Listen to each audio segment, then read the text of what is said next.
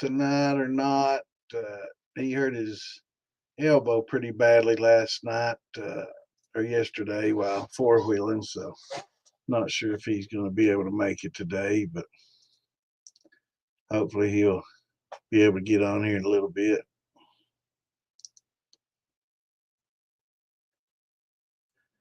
Let me get some of these links out and we can get to the nitty-gritty. As soon as it takes a few minutes for this stream to hit, man, I wish it would go a little quicker than that. There we are.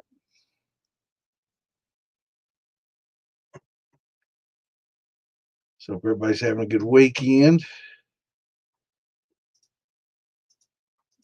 All right, let me get these links out there.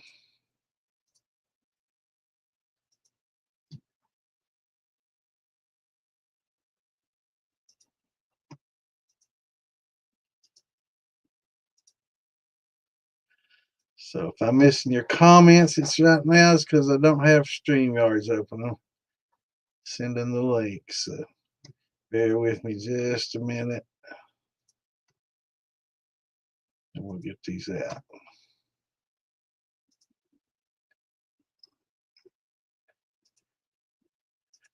So in the meantime, you can all be working on telling me what's going on, what you got mashed in, what you got going on this weekend. Starting to warm up a little bit, starting to be mash time. Start for the outsiders. They like to do it all outside. I've got a little basement here, so I can do it a little bit on the inside. I don't do big drums inside though or nothing like that. I just got little gallon water bottles I do on the inside.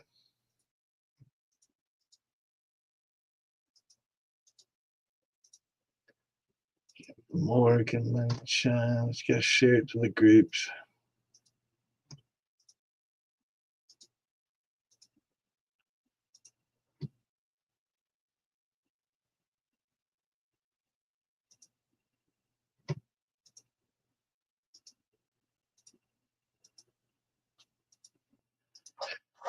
What's going on, Patrick?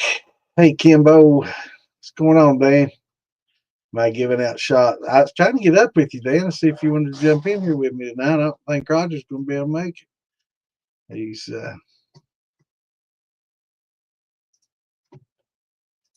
he hurt his elbow pretty badly yesterday, four-wheeling.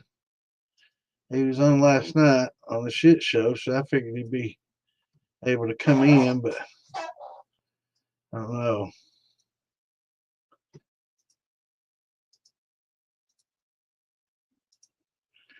Hoping you come in here and we could talk about farm to bottle and in the you're working, okay. That's what my message was to you, but I just saw it was going in circles.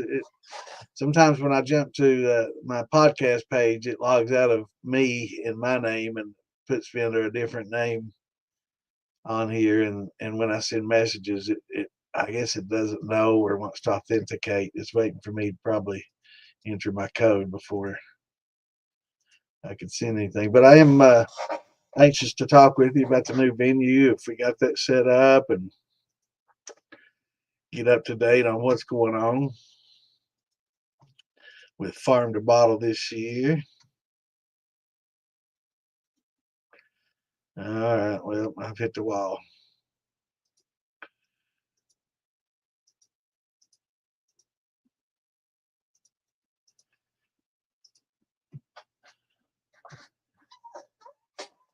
Kimbo. All right, let's see what you got going on. Mashed in, Gen Zero or sour mash. And then I'm getting more barrels, get ready and try to do a brown sugar smoked corn and smoked barley.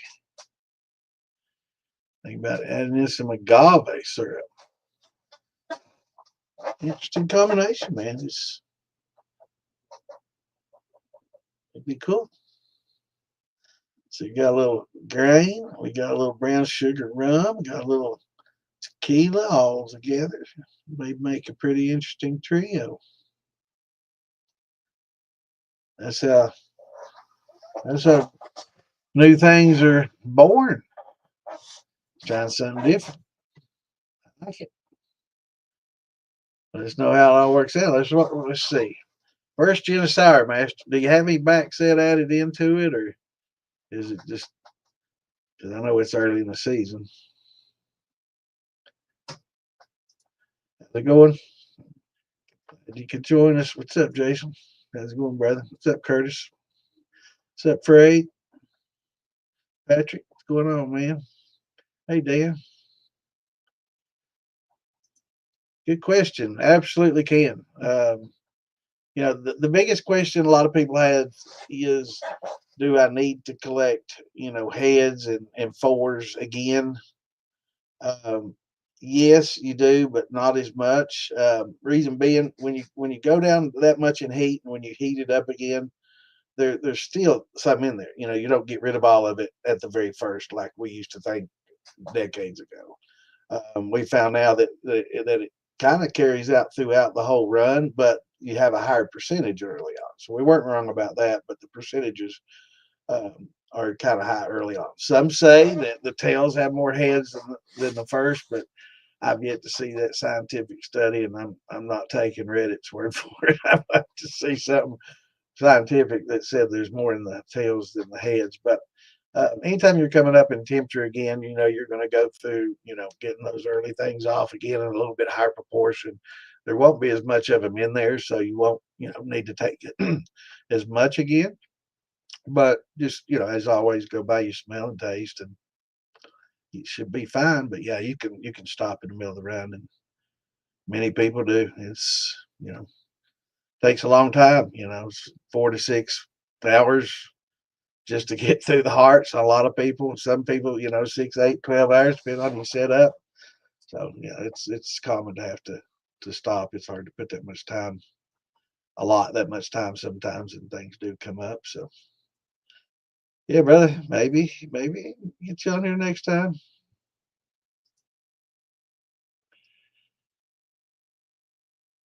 What's going on, Morgan?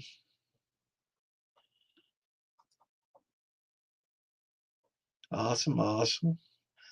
So we'll see how it works out. You going to try to keep running the same combination as you go through this uh, sour mash? No problem, brother. Anytime. That's what we're here for.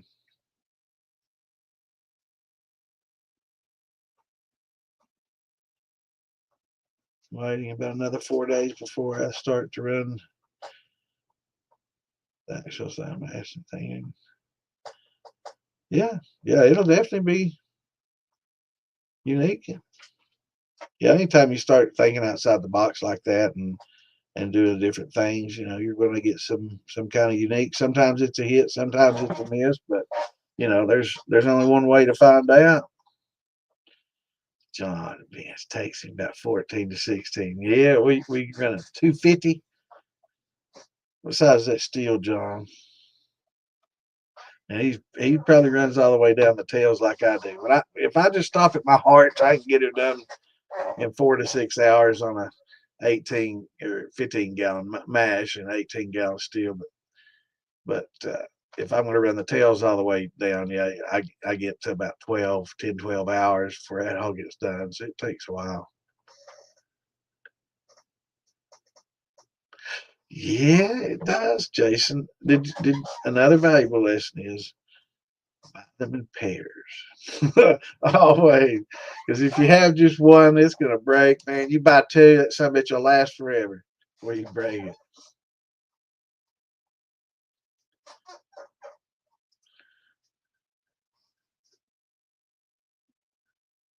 Yeah, it's hilarious. Now you'll have to talk to Justin about that.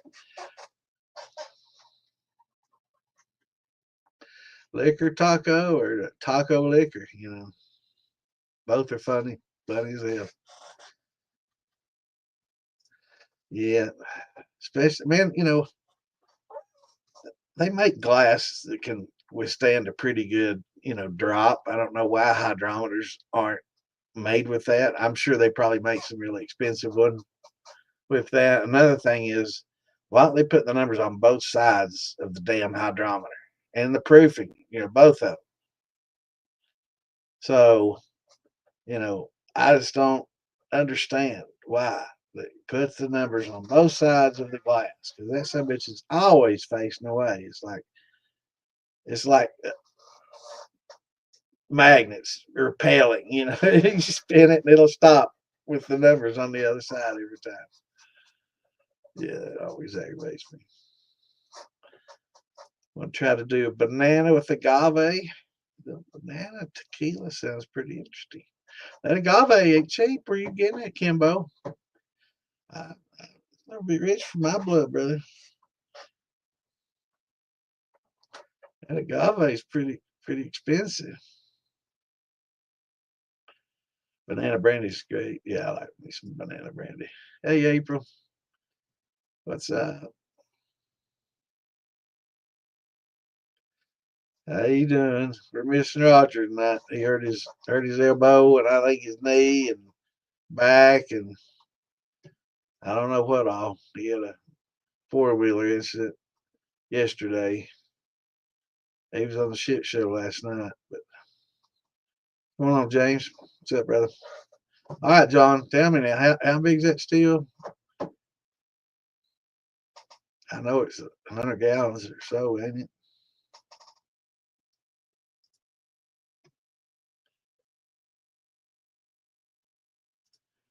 Yeah. Well, let's see. Like that one. Yeah, everything. I don't know. You'd think they'd make one with polyethylene, toluene, or one of those because PET's pretty resistant to all the. That's the same plastic that they sell fifth silica and stuff. That PET plastic. 175. I know it's up there.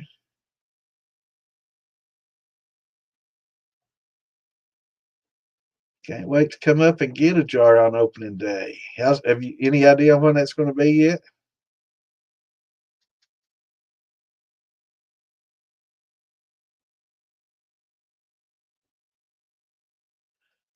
I don't know, James. You might be stuck with me unless I can talk John into coming on here. Yeah, I figured he's running down into your tails. Yeah, I do too. Yeah, I don't either. We were talking the other day, and people were like, "Yeah, I throw mine away." I run it to about 80, like 80 proof, man. That's what you buy in a bottle. What you got in that. That's what you got coming off is what most people buy. 80 proof. That's a decent jar. Thanks, brother. I appreciate that a lot. Yeah, that's what it is. They sell them hand blown thin ass glass ones that break when you look at them cross-eyed.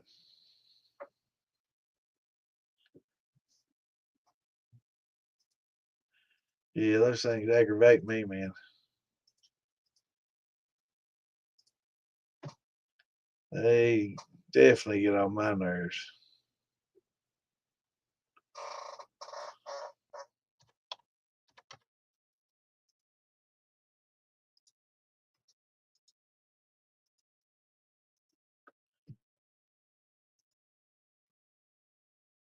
Oh, I just sent you a link before I saw that. I was out of the window, John.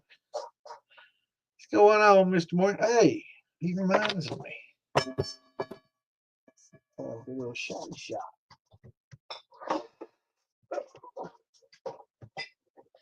You gotta start with a little bit of Jeff's and get low on that stuff.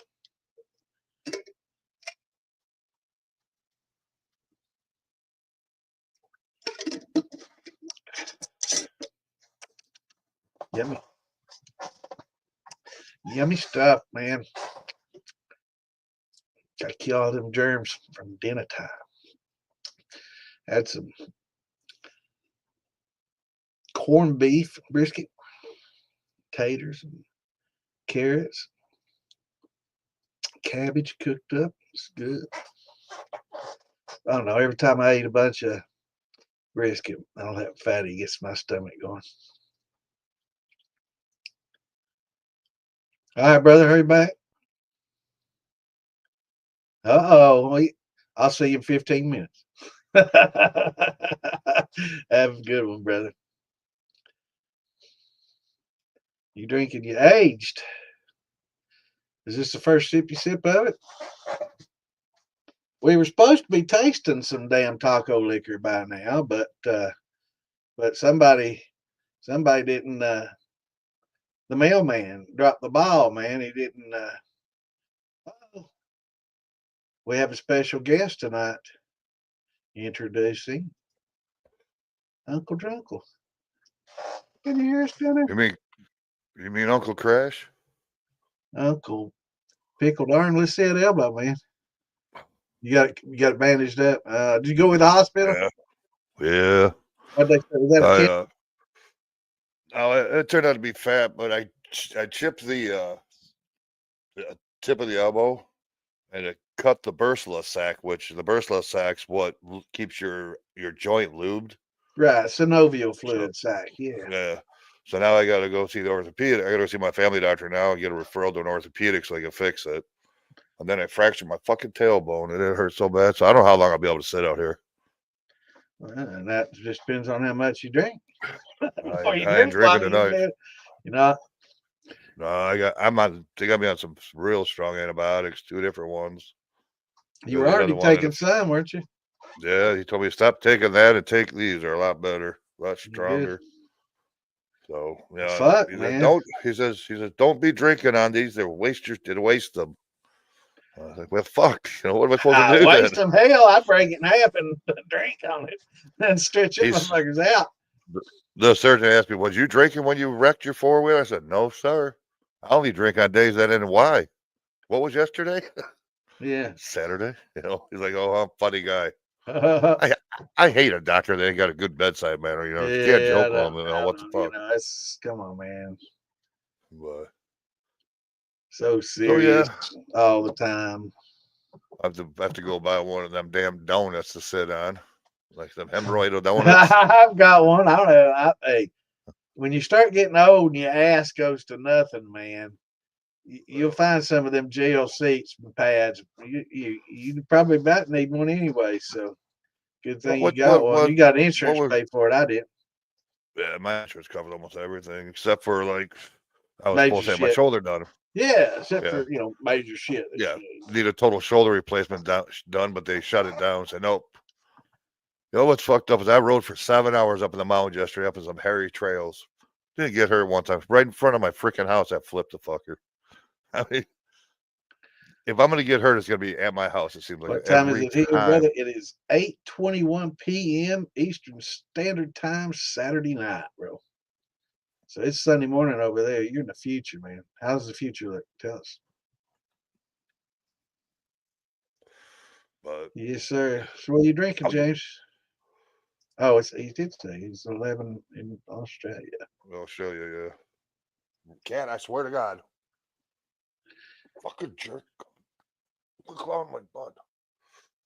Fucking kidding. Claude, you heard ass, is it? Yeah, fucking Uh, grabbing a hold, put his claws in my fucking ass. What's up, yeah, I Chad? got that How's it going, Chad? tailbone. Yeah. I'm Wife's about to sleep all, on I my. thought when I first read that, I thought it said wife's all knocked up. Huh? Okay. I What? thought he said his wife was all knocked up, but it said Oh, out. Damn, these glasses ain't. you gotta let the dogs out. You talking Mark Morgan? Yep. No, Man, I we did know who pretty let good the though. dogs out. I did pretty good. I had my small little 12-pack cooler in front of the 4-wheeler, in front of my speaker. I laid that fucker over. There's all bottles in there. I broke 2 bottles out of the 12. So Yeah, I'm, best to take cans. I learned that lesson the I hard way usually too, do. man. I just went and bought an 18-pack when we first started riding at noon, and my buddy and I drank all those throughout the day, and Yeah, I didn't want to run all the way down the fucking other end of the creek to get another 12-pack, so I just grabbed what was in my fridge. yeah. I don't think I got any left. When I was in school, me and a bunch of buddies, well, everybody would go to this place outside of Moorhead called Lakiji Rock. That's Moorhead State. That's one of the schools Yeah. I went to. But all our buddies go out there and we party, dance, smoke a little, drink a little, and hang out on the rocks, do a little rock climbing, which is a wonderful thing to do when you're drinking and smoking, right? So we, I think Oh, no, I we got take you. yeah, we taken Paul's van and we parked it, and I had my 357 Magnum in there, so I left it. I didn't take it with me. I didn't want to take it out to the rock, so we left it in there and went to the rocks and had a good time out there. And I guess Paul and them went. They went off to a different way. Chuck and Paul went a different way. Me, Brady, and a bunch, few others went a different way. And I guess it's getting close to dark, and they were trying to tell us to come on in. So I guess they found my 357 back there, and they fired a round up in the air, knowing that we hear the shot. It's time to go. So one of them shot it off. So that alerted the park rangers, that frequent that area. So they pull up, we've been getting a lot of poachers through here, and we were still on their way. That it was Paul and Chuck that was at the van, and so they were dealing with the rangers while we were getting together and coming off the hill. We didn't know there was rangers there. So I've got this cooler about half full of bottled beer, and I might have had his annex or something that day. And I was trying to reach the cooler down to Brady, and I don't know, man. It's like I didn't even try to catch my balance. It's like I just went on over, man. Is it like I didn't have no ability to throw my weight backwards and stop myself? So Brady just watched me fly by, and I dropped about 20 damn feet, man. With this cooler, and I'm going head first, straight down with this freaking cooler, man. My feet straight behind me, and I'm like, oh shit! So I pull that cooler into my chest, and I hit those rocks. And right when I hit them, I rolled, and it smashed the shit out of that cooler. It's a borrowed cooler, sorry, Sammy. And smashed that freaking cooler and rolled, and there was glass busted, and I rolled, man. I hit on my knees.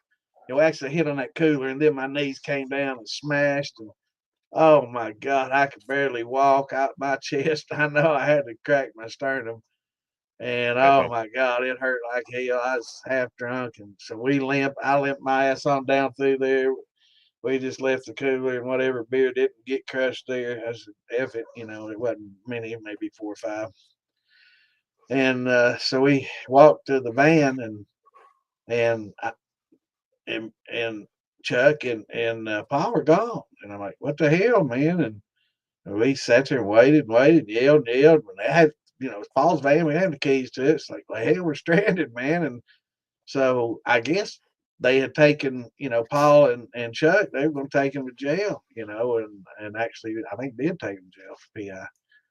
And so I'm like, well, what the hell are we going to do? We had some girls and stuff, and everybody's all paranoid, freaking out. It's going to get dark, and lots of tigers and bears and all this. I'm going to have to walk off this damn hill. And it's like a mile or two to town, and my knee wasn't fit to walk, but nobody else wanted to, so there I go. So I'm walking down through there, and I see a car coming, and I'm trying to wave them down, but my ride, and I find out it's a damn cop. I'm like, oh shit. So the cop gets out, and he's like, "What's your name?" I'm like, "Yeah, I'm Joe Justice." What you been up to tonight? And I told him the story, except me. I didn't add that I fell over and busted a cooler of beer. I just fell on the rocks and hurt my knee, and that's why I'm limping. But I'm walking to town because we got scared people back there. A bunch of girls are afraid, and everybody's scared. And we were just out having a good time. No, no harm, no foul.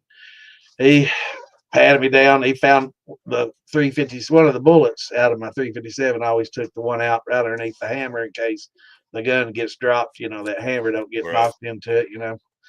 So I'd have that out in my pocket, and he pulled it out, and he's like, "What's this?" And I'm like, "That's a bullet."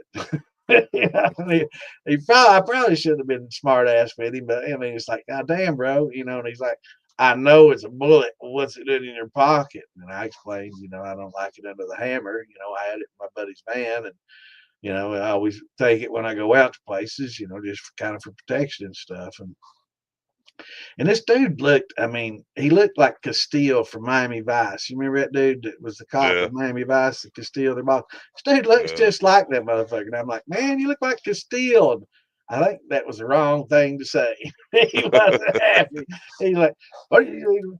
And I'm like, oh man, I was just you look just like you, man. It's cool as hell, and all that, So he's like, you got two choices. He pointed towards town. He says, you can go that way and find your way home, or you can go that way back where your friends are and go to jail with them. I said, I'm going that way. Pointed towards home. And so, what's going on, Justin? What's up, Justin? Hey, we got a new file or a new person. Oh, his So, I told him, in the story. So he goes. I guess in the meantime, he goes to talk to all my friends and the girls and everybody back there that's stranded and stuff. And so he talks to them, and I guess the story's corroborated. So now the dude's kind of feeling guilty that he sent somebody that was trying to protect his friends and being brave and walking through the woods at night and all that scary stuff. I didn't grow up in the damn woods. So what's up, Phil? Good to see you, brother. So I see him coming. Well, he was going to pick me up and take me home, because he felt bad. And he thought, man, he's out here on a bad day. He's trying to help his friend, poor guy. He didn't do anything wrong. And so, and I see the car coming. I'm like, there he is. I'm in the woods hugging the trees and kind of moving around the trees as the car goes by so he can't see me, and I'm doing that, and they go slow, and he's got his light out shining on both sides, and I'm hugging them damn trees all the way out of there. And so then I run into a freaking pack of wild dogs, and I had to contend with them. They were getting pretty aggressive and wild. And this one dog, one of the bigger ones, kind of came towards me and it acted nice. So I'm like, come here. And he came to me and I started petting it. Then he started protecting me from the other dogs. That was fucking badass. And that motherfucker followed me all the way down that hill to a grocery store where I hid between two pop machines. And I called my ex to come get soda me. machines. Yeah, Soda machines. pop machines. Soda. And soda pop. There you go. So she came and got me, and that's the end of that story. I told her to bring up dog some food, so we fed him good. But he was my buddy, and I wished I could take him home.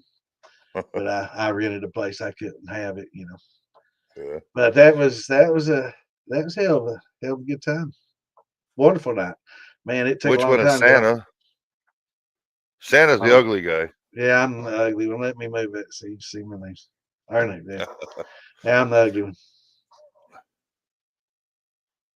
But yeah, anyway, so yeah, yesterday other than rolling that side or four wheeler, I had a great time up there. It was beautiful. God, it wasn't too hot.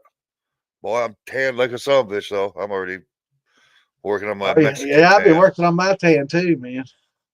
I mean, you really can't see it, but I'm dark. Yeah, I get dark I'm easy getting every bucked year. too, man. Look at all them freckles. They're getting together, man. They're joining together. Yeah, you get in the sun and you turn like a lobster. Yeah, man, I do. Welcome to the show, Mark. Join the militia on Facebook and Copper Steel Outlaws and DIY Shiny stuff. And you like making liquor? You found the right place. It's only illegal if you get caught too. Just FYI. And I'd like to wish Mr. Slacks a happy birthday. Oh yeah, I saw that today. Happy birthday, Chad. Happy birthday, brother. I hope 71's good, man. I got quite a few years before I'm there, but I hope you had a good one on, man. What's going on, Kenny? What's up, brother? Good to see you on here. Hey, did I send you that video of my arm when I pulled the bandage off it this morning? No, yeah, I saw. I thought it was a damn tendon poking out there. The way it looked. That's what I thought, but it turned out to be just I thought you'd you'd torn some cartilage or tendons or something, and some of them was popped out and sticking. Because that's what a tendon looks like when it's sticking out of the cut. I was thinking to myself, God damn, this would have been a good ride. I'd have nothing happen except for I got in the briars really bad. It fucking tore me up. But so what happened? You just came down the hill too fast and hit the curb? I was going across my front yard, and when we had that flood, it washed a lot of my front yard away from the blacktop. So there's like a 2-inch high little ridge. Yeah. So as I was coming out, I I throttled up and the back end of my four-wheeler kicked out. So I figured I'd just ride the slide out, and get on the blacktop, quick correct it. Well, I hit that blacktop, I hit that ledge, and it just put me up on two wheels. So I rode it around the curve on two wheels, and it came over on me. I couldn't get it back over because Okay. I'm a little light on this side. A little lopsided with your weight Uh, distribution there a little bit. yeah, I weight thought you'd gone distribution a little off. over the fucking handlebars and No, rolled it or something. Okay. Good no, thing that that that didn't was happen. that was the first time it happened to me. Okay. 5-6 years ago, I was drunker than fuck on moonshine and said I was going to try to drive up the front of a mountainside, and I'm getting up there, and all of a sudden I see this little rock ledge coming out. I hit that with the front wheel and rolled it right back on top of me. Okay, put a big old cut You had right a through roll cage here. on that though, didn't you? No, that's my four wheeler, Oh, it's my four other wheel. one. I thought you did it Yeah. side by side. No. No, the side by side I never had a problem with. Wasn't blowing it up. That's what I was on the phone with when you called. Was he's said, well, I'm gonna have a payment to you this Thursday. I said, if not, I'm coming to get it. He's already put another motor in. I says, you're a little way behind. You owe us 3,500 more, and at least he said he put $6,000 into it, but I don't see that. There ain't no way I'll get a brand new I don't motor care for what you put $4,000. into it. You got to pay me. You should put half that into Yeah, it at the time. exactly. But well, what else we got going on? Not much, man. Scully, I'm feeling sore, buddy. I can't sit on my butt too long. I can't even sleep in my bed last night. I hurt so fucking bad. Damn dogs whining out at 4 a.m. I swear this thing puts stuff in there that I didn't see before. I didn't see that Scully came in. What's going on, brother? I didn't see him coming until just now. Yeah, I didn't see that in chat, and it's like it appeared, but I already saw what Slack said. Thanks, brothers, and then Kenny wished him happy birthday, and all of a sudden Scully's comment popped in right between those, and I swear that wasn't there before. Hey, so I told you what I'd done with that mash I mashed in the other day, right? Oh, I didn't tell you, did I? No. Oh, so I heated it. I decided to seep it, right? I get my water about 200. I only made a 10 Oh yeah, gallon. you told me about that part. Yeah. And Go ahead. so Crystal, I got it all good. It starts working off, and I started thinking the next morning. I said, "Fuck, I didn't put no amylase in it." Son of a bitch, So I put my aquarium heater in it, and I turned it up to 90. I got the water or the mash up to 90 degrees. I added the glucose. Perfect conversion. It actually Really? converted. Oh, so you I did was that the shocked. alpha. You just forgot the glucose. Yeah, just the Okay. low temp. Well, that's cool. Yeah, that So I glucose, mean, man. I mean, once you got those big starches debranched, I mean, you could add that glucose anytime. But yeah, definitely is. So I figure, even if I don't I get a gallon of good drinkable liquor, I'll be happy with it. Oh, it'll be fine, man. Because that's my tiger shine. Hello, Lisa. I'm glad I decided to do 2 batches, because it's for a 20-gallon run. The biggest rookie mistake I could make, and I fucking made it. I mean, we all might partake a little bit, forget things from time to time. I'm just really happy I caught it. Yeah, I'm glad I caught it, and it's so did you let it? Did you give it another night to work before you put the yeast on it, or? Yeah. I put my aquarium heater in there and cranked it up to 90. Then I checked the temp; it was right at 91, I think it was. Right. So I left it on and then agitated it real good, got some good oxygen in there, and I added a little more glucose than what I needed, but I figured a little more is better than not enough. I think that's one thing that a lot of people fail to use a lot, and it's one of the times that I think a lot of people that get stuck, what they think is a stuck fermentation, is actually fermentable sugars or unfermentable sugars in their mash that they didn't get glucose out or beta out. Beta amylase or glucoamylase, both are debranched the chopped up large chains that were large chains that are now oligosaccharides. It chops those up pretty well and makes them fermentable. So I think a lot of times people either don't use enough malt, and I think when you're using the malt, if you can use a little bit of glucose with that malt, I think it helps a lot. And it also Yeah. allows you to use a 2-row instead of having to use a 6 for conversion. So I'm gonna interesting. mash in the other 10 gallons after my elbow heals up a little bit. Is it Scully's Then birthday too? Scully's got a birthday today. Happy birthday, Scully. I didn't see Where do that you on see my that at? Facebook. I didn't see that. You ain't reading the Didn't show up comments. on mine either. I I'll have don't to think check I that didn't now. see it in my. Oh, Yeah, I'm Scully having. I'm claiming a having. birthday ain't his. Oh, is I it never know not? they good. No, that's not his. No, that's what. What's going on, Frank? Well, that Are last they comment bar? I Are they see brother? is like, I swear, I think I'm gonna go get the damn. Uh, what do they call them? The shingles vaccine. I think I'm gonna have to I've go get that. I've had the one. I gotta get the second. It's 2 Yeah, shots. yeah, I just yeah, every time I'm at Walmart, I forget to get it.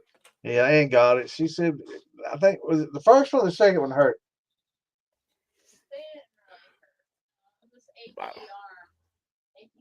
Achy arms. I know I fucking the Damn, doctor. Scully. No, Did you not? Go ahead. is it Scully's birthday? I'm looking. I didn't see it on Facebook, but sometimes people don't tell Facebook they're damn. Yeah. They're. Doctor says he's gonna give me a shot for pain. I figured, okay, a Dilaudid or something really good. No, tore it all. God damn. But they fucking right in the shoulder muscle. Oh my god, it hurts. Then they had to do an antibiotic in the fucking hip, man. That hurt.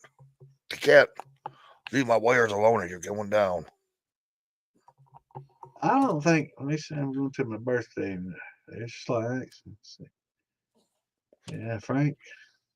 Oh, there's this one. Actually, Brady, the dude I was mentioning earlier that I was handing the cooler to, it's his birthday too. I wished him happy birthday.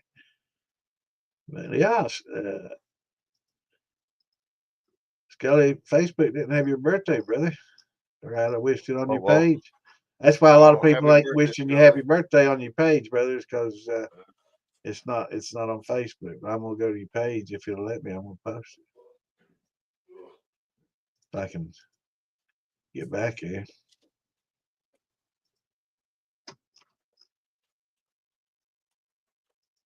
Well, happy birthday, Scully.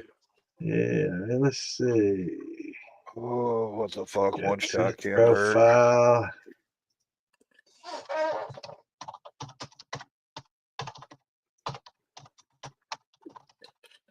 Oh yes, shot y'all.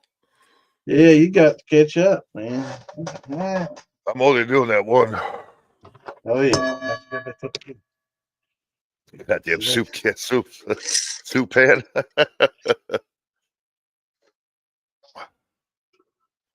Hey, I'm bringing this kitten when I see Damn, you Jeff, next. let's get low, brother. Go on, Jeremy. Now, Damn, legends are born in November. so Gordon's got him Trust me. some banana run going. Yeah. How long do you Are you going to leave use what kind of sugar are you going to add there, Gordon?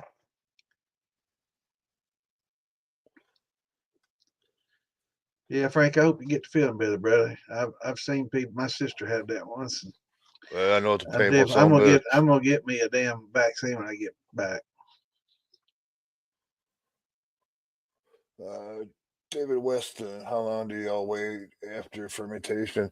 I like to let mine at least clear to the bottom. I'm gonna start racking it off. We get a good clear on it. This way, it prevents any little particles floating around in there and getting on the bottom of your still and scorching shit. Yep. I know that from experience. Yep. So usually, when it finishes fermenting up, it'll be like 2 weeks before I'll run it. For me, it depends whether it's a grain or a brandy. If it's a brandy run, then I will do the second rack it and do a second fermentation and airlock it. If it's grain, I'll just let it sit and I'll siphon off all the clears. I'll skim off everything on top, pitch that, and then I'll rack off the clears. I let it settle. Like Roger's talking about, I let it settle, um, and then I just skim off the top, rack off the clears, and then I used to take all what was left in the bottom, the thick muck and mire, the grunge in the bottom, the yeast bed, a lot of different names for it. I take that and used to put it in a bag and stretch it out and squeeze it in my little mop bucket thing, and press it out. What's going on, Jeremy? And I used to press that out and then let that sit and settle and then rack that and play that game. But after I realized I was only getting like maybe a half gallon to a gallon extra after all that work. It's like, fuck it. I'm just leaving it in the bottom now and just pouring my next mash out over top of that, using the yeast and the nutrients, whatever's dead in the bottom to feed the yeast and to just go on with that. So I don't really Texas. fool with that much more. All right, Texas Tim's got a question. Yeah, it'll as long as you get it in a cool, dark place, it'll hold for a long, long time. His rum run. When you say sealed cardboard, tell me you got a way for it to An vent gas. airlock at least. Yeah, you got to have an airlock. You don't want to seal it, or you'll be cleaning it from Yeah, whatever closet, it'll room, blow or whatever. everywhere. It'll explode. Yeah, it'll go everywhere. It'll blow the lid off, and it'll be like a fucking volcano. You'll be cleaning your roof, man. You don't want to clean it. And thank you for the great podcast comment. Thank you. So Yes, everybody, thank you. hit that like button, especially on YouTube. Hit that like and share it with your friends. Get some more Tell your buddies friends in here. about. Yeah, Tell your buddies about Moonshine Militia, Copper Still Outlaws. I mean, get yep. everybody. Let's Get them build in this here. group. Yep. And get them involved in Almost. your hobby, except for the ones you sell to. You don't want to teach them how to do it. Yeah, you lose your customer here, lose a Yeah, customer you there. don't want It to adds lose them. up. You're not getting up there, kitty. What's going on, Oh, Roy? yes, you are. What's up, brother? All right, Frank. Good talking to you, brother. Um, yeah, I meant to get back to you, but I haven't had a chance. All right, brother. Today's been a rough Yeah, day. yeah. Get up with me, man. I hate that you're feeling bad, brother. Hope you get to feeling better soon. Nah, Jeremy, I'm the same way. I don't take it all the way down. Man, I can't. It's not. Um, I used to I get the let that easy stuff. shit sit in the Get down a bag. little I used, bit. Oh, I what the used, hell do you do? I used to get a damn ladder and I'd hang that fucking bag above the bucket and I'd let that some bitch drip all night and it would do pretty well that way, and squeeze out what I could. But after seeing how much I was struggling and how murky it was and how long it took that to settle down, that's another week waiting or so for what little bit more added. I just now use it to just start my next mash. That's the best way to do this. After my peach scorching it episode, I'll make sure I don't dig for it. It ain't worth Vanilla every little. sugar, 8 pounds, $4. That's good. That Panella's good stuff. Yeah, Tim, if you got an airlock on there, you're good to go. It shouldn't ferment no more, but you still got gases in there. You got to be able to get Yeah, out. yeah. There's CO2 gonna be giving off the whole time. So Or yeah, O2.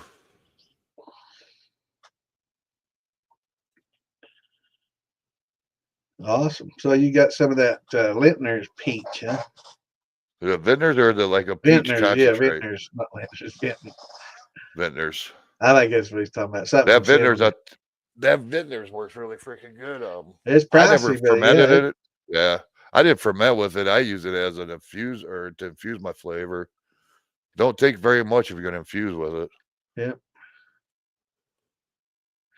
EC Best eleven yeast for 18. apple brandy. I'm not sure about Mangrove Jack cider yeast. That's I'd probably stick. like a D47 or something. Either one. I mean, I'd. there's no right answer to that question, Simon. It's based on taste, and some people would prefer the taste of one, and some might prefer the taste of the other. I. Um, I'm a firm believer in EC 1118. I ACL mean, I'm not going to 1118 is, it's probably one of the best single tried and yeast. true. Yeah, I mean, if you're going to buy one yeast and just use one yeast for everything, that's what you'd want because it's good with fruit and it's good with grains. It works pretty well with both. It's the best at neither, but it's damn good at both. So, and it fits a lot of categories as damn good, but not the best, probably at any. So there are specific yeast for just about everything that might be a little better, but still that comes into subjective opinion of taste. So, but EC 1118 is pretty cheap and handy. I've not tried Mangrove Jacks, but I have used Yeah, I've cider never even yeast. heard of it. I've used cider yeast. So it's probably he's over the pond. Yeah. You're in the UK, right, Simon? Yeah. But I think yes. I've tried the D47 Lalvin, and it's good for a lot of things too. So I wouldn't knock either one of them. I think I used the D47 for my honey mead. That Yeah, my it's great for meats. Yep, sure is. yeah, that's what it was. Yeah, it's not. Yep, exactly. I agree 100%, Jimmy. And it Send me helps. your donut, Santa. I think you need another one. I'm sitting on one. I retired the other one. I got a new one for Christmas. You gotta get the Yeah. gel kind, man. They're the bomb, man. I tell you, because I couldn't sit in this seat where I sit and game for like 6, 8 hours at a time. I mean, the old ass starts to hurt, man, and you ain't got no pad down there left. Um, So not in I this got old that. wheelchair, I I don't. got that gel pad, man. Yeah, my mom used to in her wheelchair, and that's what I was using until I got this one. As a matter of fact, and I got this gel one, man, and man, it's nice. You definitely want to get Amy, gel. Amy care. I'm still in my neighbor's basement of tornado. Where are you at? Oh, Tennessee. I've not, as long as I've been over here in this part of Kentucky, I've never even heard of a tornado coming over here. They do. They're not. They Well, I mean, usually not very hit. often. They usually hit around Monticello, West, Somerset, or Western west. Kentucky, or Louisville. But it seems like I'm gonna knock on wood, Lexington, to the northeast of us usually gets saved. I mean, you can watch these storms as I watched the radar, and these storms are, it hit the southern Kentucky pretty hard, and they just kind of dissipate. I mean, they don't leave, Over but the they go mountains, yeah. from yellow, go from purple to yellow, or from yellow to green, Uh, and it helps. Lexington's up on a big plateau, and it's got the Kentucky River Valley all the way around it. It helps kind of channel it around us a little bit. But when we get them, we get them. Lexington has had uh, its share of them. but here in the mountains, I mean, it's not very frequent. I mean, I'm Very trying to remember infrequent. when they said the last one. I mean, you got The the mountains last all one around you, hit so hit Salyersville. If you remember when it hit Salyersville years ago, tore down that I've school. Might be I've before only you been down moved here down 10 here. years. Yeah, Yeah, I've it only might. been Well, down it's here about 10 years. it's been about that, maybe a little longer ago. But it hit right on the mountain parkway at Yeah, Salyersville and took out pretty much Salyersville. A lot of trees. It was pretty bad one. When they get in those mountains, they kind of work back and forth. Yeah, they can be bad. I hope y'all stay safe, Amy, for sure. that's one thing. If there's a tornado around, Terry's panicking. She's Yeah, okay in hurricanes, but a tornado, she panics bad. yeah. That natural yeast it's hit or miss. It can give good flavors or bad flavors. A lot of It's a all lot up of to what you're. wineries and stuff, they don't take chances, because they got big batches and stuff. But if you got a small batch, why not? Because like you say, it can make it really interesting and great, or just it can kind of hurt a little bit and be kind of so. But they generally work off pretty quickly anyway. But why not? Yeah. All right, Tim. Did we answer your questions like you needed? And hey, thank you. We appreciate the compliment on the podcast. Absolutely. Gordon Shutter, man. Anything from coming from Texas, Northeast hits. Oh yeah. I live down in Texas, down by Dallas, Fort Worth, and there are several tornadoes over there. Don't miss them days. Distiller's yeast is a good yeast to use. I mean, I used to use bread yeast for everything, until the internet and Amazon and all this other stuff came up. We pretty limited to what we could get, and I grew up on Fleischmann's. It was the go-to yeast until we were able to get more. I didn't grow up near brew stores and all that stuff and have you know Hell, ability to still ain't got buy. none around me. Yeah, no, Still ain't I got. mean, unless you get Amazon, that's it. That's the only way. How's it going, Brian? Speaking of yeast,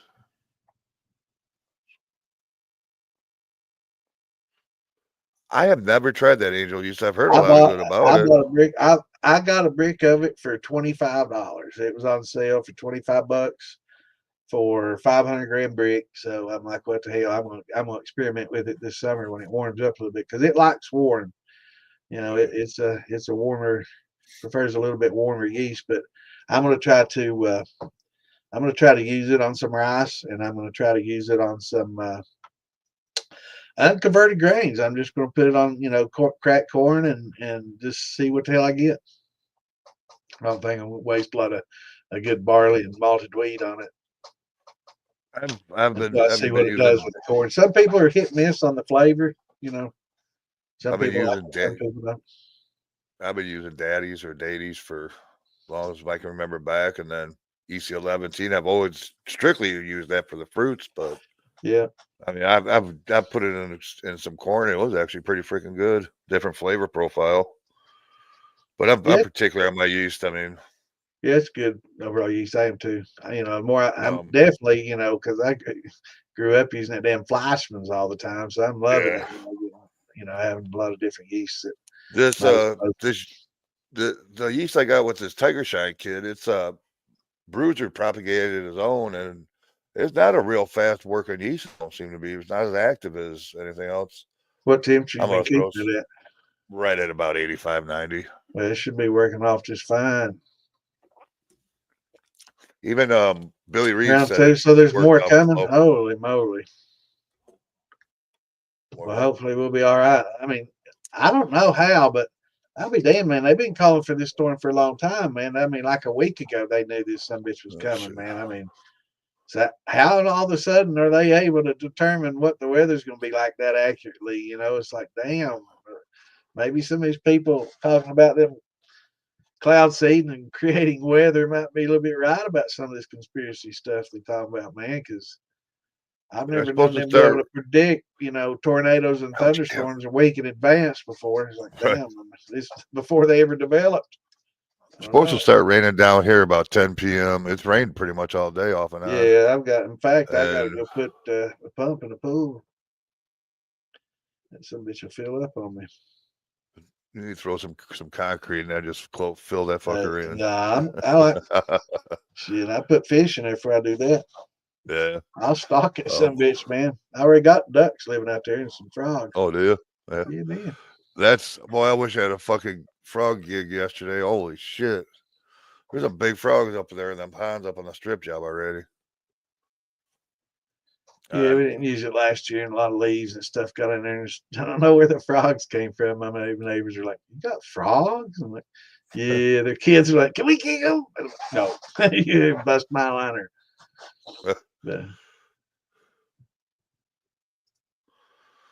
tornadoes reported in multiple states. That's all okay, from let's see. severe. Would you recommend running my Still Slow with apple brandy? And I'll be stopping at around 106 degrees. Don't stop. Don't use temperature. Rip that thermometer off. Use that as a gauge to what you want to do is observe that thermometer.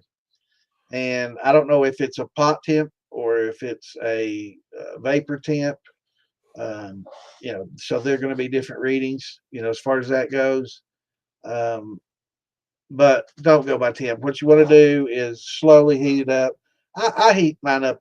Depends on what kind of heat source you got. If you're induction, 206, yeah. I was gonna say at 106 Fahrenheit, you ain't get nothing. Celsius, you're melting the damn steel. So, but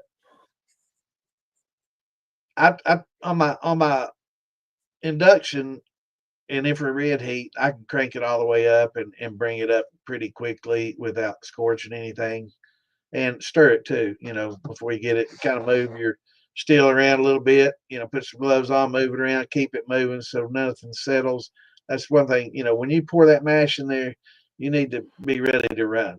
Don't let it sit there for an hour or two and then go crank the heat on, because there's going to be some settling in Settle in the there. chest. On the bottom, you'll have a little bed of thin, and it'll scorch. If you don't keep I it found stirred that up. out the hard way too. The way Yeah, I me the too. way I the way I pump mine into my pot is, them paint strainers.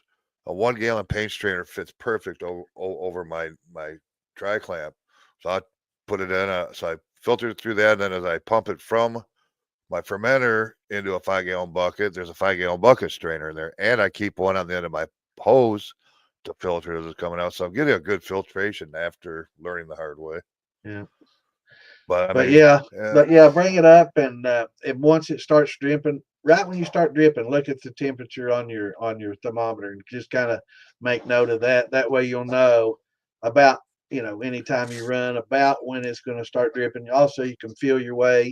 Just touch it and feel your way along the piping from the cap all the way over, and you'll be able to tell by the touch and feel. Starting to get hot. yeah. Should be seeing something soon. But I wouldn't, and stopping. I wouldn't stop. I just go by proof, and hopefully, when I got time, hopefully I'll have time to run it all the way out to the tails and to next to nothing. And when I'm sour mashing, I have to. So if I'm going to reuse it, so if I'm going to use my back set, so I run it all the way down to probably uh, 10 proof, 15 proof or something like that, and then it gets diluted as you add it to your next mash and sour mash and stuff. So, but you need to get at least down to 10 proof or so. So you Scully don't. show called Scully called shots, by the way. Uh, drink chips.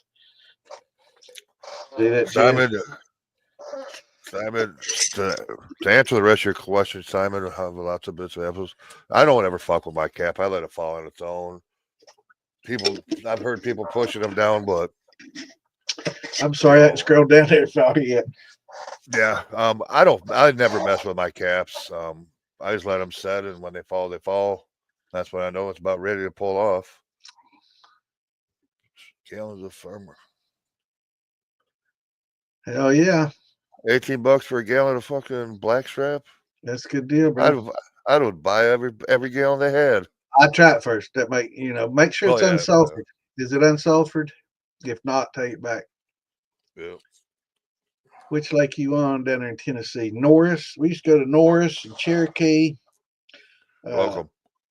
Cousin Frank used to have a house there on Norris Lake. We used to go to a lot. It was a lot of fun. He had a houseboat, a little ski boat. We used to go, man, act crazy, get stupid. Remember one time I was on the front of the boat, dancing, drunk, acting a fool, and they thought they was gonna be funny by bumping the speed back, and it's like, oh, I fell forward, and then the boat goes right over me. I'm trying to swim down and get away, man, and that motor, boom. So what do? The motor, I mean, it missed my head probably by a foot, because all I'm seeing is bubbles from that motor. So I mean, I was really close to death. So these dumb fuckers, what they do, I see it, once I'm down far enough, and I see the boat, and then they backed it up. They thought they was gonna be able to back it up in time, so they back it right back over my ass. So I fuck this. So I swam as far away as I could, and came up, on my back, and just let my lips come above the water, and took me a big breath or two. And I hung over there for a while and under the water, and they were all looking for me and shit. And I popped my head up, and they're all looking around the boat. Oh my God. Oh my God. I'm sure they'd mulched me, you know. But yeah, If I I could was, get somebody, man, if go ahead, sorry no, about it's that. all right. It's just another Uh, Santa say story. if I could ever get anybody behind behind my boat on a tube, someone new, I'd take them for a hell of a ride. I'd get into a turn and then throttle down, so the line slacks up, then cut real hard and full throttle like a Yeah. slingshot. They go doof. Yeah. You seen them doing somersaults. Somersaults all the way across the Yeah. lake. Yeah, Been there, done that. but yeah, they Be caught on careful. quick. Mash Um, out of Jello by chance, or would it be pretty much sugar wash? It would, and Sugar that water. pectin in there is really hard to work with. I wouldn't recommend it. It's Jello is basically sugar and pectin and flavors. So if you could get the flavor and the sugar without the pectin, and it's not like pectic enzymes or nothing like that. It's a thickener. It's what it uses the gelatin to thicken things. Use it in jellos and jellies and all that.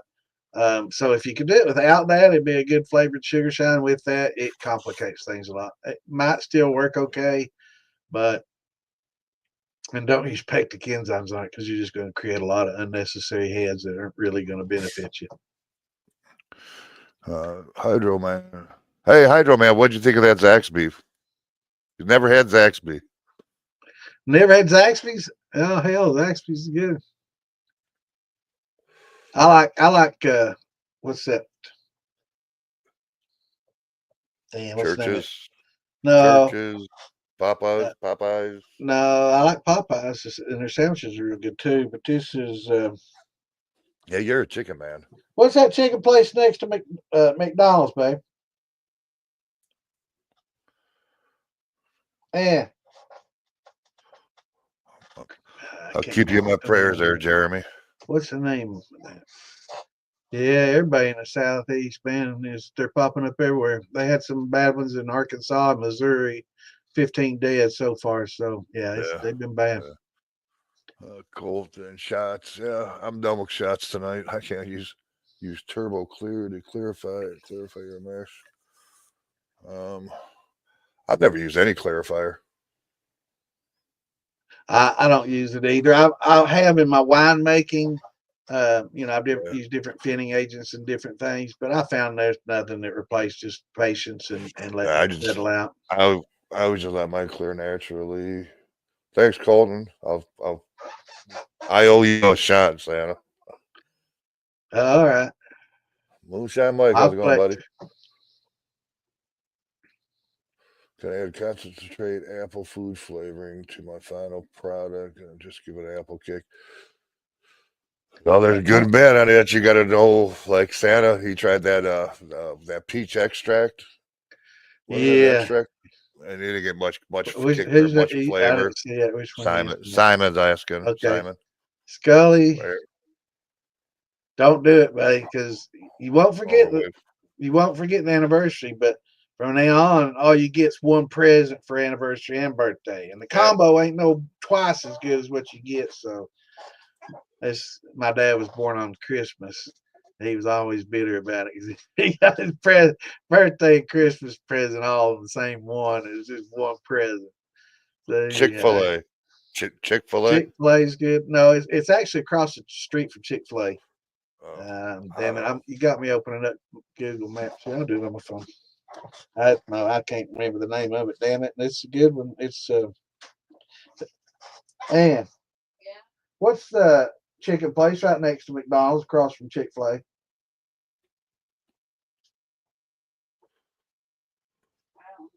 I don't remember. We're in trouble. Neither one of us remember shit. I know. I don't eat there often enough to remember it, but I love it. But we usually drive right past it. Canes, yeah, that's it. Canes. Canes. It's real good. I've I never usually ate drive there. past that on the way to Taco Bell. I go to Taco Bell. Excuse me. I think you ought to take Ann to eat where I took Terry. Where? Oh, what the hell is the name of that fucking expensive restaurant? Oh, I don't know. It's fucking $100 bill just for dinner. Shoot, go to the It was castle, a man. steakhouse. It was a steakhouse. It Ruby's. was right next to us. No, Uh, there's Ruby's is like two good. steakhouses right next to each other. Um, Ruby's is real good. It's pricey. Oh, Logan's. Malone's. Malone's where you went. Malone's. I remember you telling me about Malone's. that. Yeah, Yeah, yeah, it was yeah. really good food, boy. Malone's actually owns Logan's. It's two different places. Oh, We did got I? Logan's out here, but Malone's in town. Yeah, it's real good. Real good. It's expensive, but it's good. Real good food. Go to the castle. It's damn good, but it's pricey. But it's you're eating at a That's what I had castle. last. It's That's what fine I ate dining. last night for dinner. White Castles. I had Frozen White Castle, but it was White Castles. But I had cheeseburgers for dinner and Taco Bell for a midnight snack, and woke up with heartburn. Uh,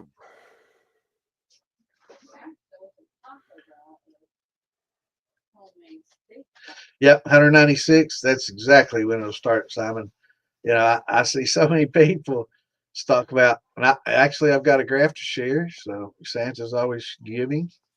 So we're going to continue that, and we're going to. how come I got cold from you then? Well, I got. Well, that's giving. Well, See, yeah, yeah, I yeah. reckon. Gratefully he is. You know, I sent him something he could eat with. Fuck, eat. You Well, yeah, squeeze it eat hard good, enough, man. you could have a diamond, brother. God, I sent you a premature diamond. You just complain. I actually took cold up for my nieces and nephews. Little sons of bitches, don't call your uncle. You're getting cold. Yeah, that's right. But All right, give me man, just a I don't moment. know. I don't know how much longer I can sit here, man. Oh, see, you need another shot. Quaaludes. Uh, yeah, that'd be nice. Well, I'll find that. I'll send you that chart, Simon. Yeah. Let me get it on here for everybody. It's on here somewhere. I've just got like 1,000 freaking files in my distilling file here. So give me a second. Yeah, Lisa, did Roger. I tell you what that? Lisa, did I tell you? I know you asked earlier what I'd done to myself after I went, or what I found out from the hospital. I chipped the elbow, a bone spur off, and it cut the what the fuck's that? Bacula or busa or some sac, whatever Reputa. keeps the reputa, the That's buta. the one. You remembered it. Oh, fuck! I hope Reputa that the was Buddha. good. That's funny shit, man. That was lower down that golden blonde hair. Let me climb up to the lady you love or something like that. I don't. But anyways, Lisa, Reputa the Buddha. I broke a bone spur off in my elbow and it cut the useless, whatever it's called, the sac that lubes your elbow, Yeah, the and snowmobile sack. Man. then I fractured my tailbone. Doctor said I'm good. He says I'll live to wreck another day. So take Yep. see if he's right. All righty. Let's see here, folks. It's in here somewhere now. I shared it. I've heard of people going blind from bad moonshine, but I've never seen it. I mean, it's It's possible, I guess, if you drink enough of it. You know, the you heads almost or the have four to shots. intentionally. People that are doing brandies don't try to do a sour mash with your brandies. Um, it's not good. You start building up heads, and that's when you can run into these issues. But Yeah, you'd almost have to save them and re-distill them and just concentrate them to get to that point.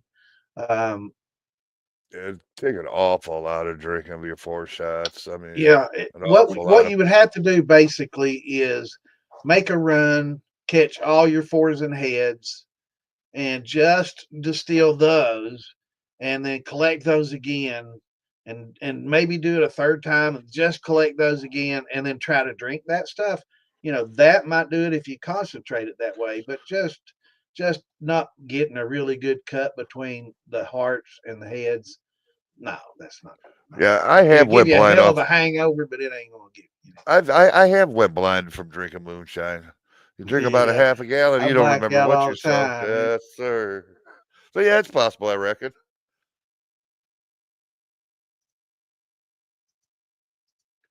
Daggone it. Oh, Let's see. I've got to remember the name of this file so I'll get it. I'm not gonna stop till I get it. I'm determined man with a mission. I'm not Morgan, I gonna let think the Santa computer would be the defeat one me. to. Morgan's got a question. 150 All pounds of right, cracked corn, 100 pounds of hickory king, 20 gallons cane sugar, just a five moment. pounds malted rose, 6 pounds malted six Name row. of it. I'm gonna have to rename that. I cannot remember that. I'm gonna call it chart one. And there it is. Okay. I got to try to share it to a file I can find it in a little Oh, bit cool. smaller. All right, let's see that there. All right.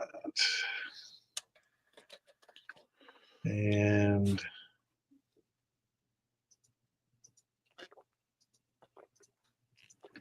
man, I'm starting to get mad now. This thing's so damn slow. Let me.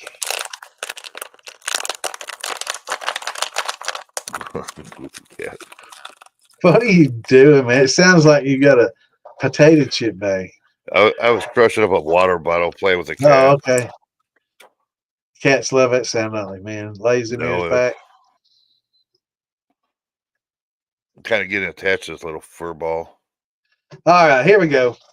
So here's a chat. Here's a chart that I'll share with y'all if you send me a message. I've sent it to some people last week, but if you notice here, when they people talk about the boiling point of ethanol, and I'm going to include this in my class, so y'all get a little sneak peek classwork. But right here is about 173.1, and that is the boiling point of ethanol, pure ethanol.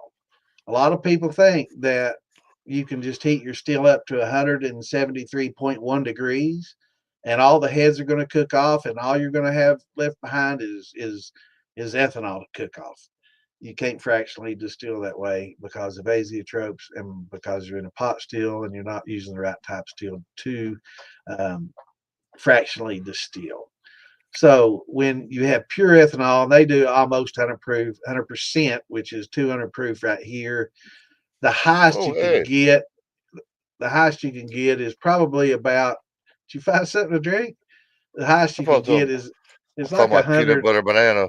198 or so because alcohol and ethanol is what's called hygroscopic, which means that as soon as you got pure alcohol, like you can get to 100% or 200 proof, but the second you open it and it touches the air, it starts pulling moisture out of the air. That's what hygroscopic things do. You get desiccants, in some of your gun kits and stuff that keep moisture away from the metal. Those little gel packs that you get, that's a desiccant. And alcohol does the same thing. It will pull the moisture out of the air literally and cut itself down. So it's hard to get pure moonshine in open air because it just sucks the moisture out of the air. And another reason why when you drink that really high proof pure grain and it hits the back of your throat, why it parches it is because it's pulling all the moisture out of your skin in your throat and on your tongue. So that's why you're getting that feeling. Little FYI there, but you can see here as you add more water to Ow. alcohol, Oh, the fucker. boiling point continues to increase. So here's 60%, 120 proof. So that's going to take at least 178. This is going to take 180. So what we deal with generally is, 10, 12%, which is, dancing around. This is 10%.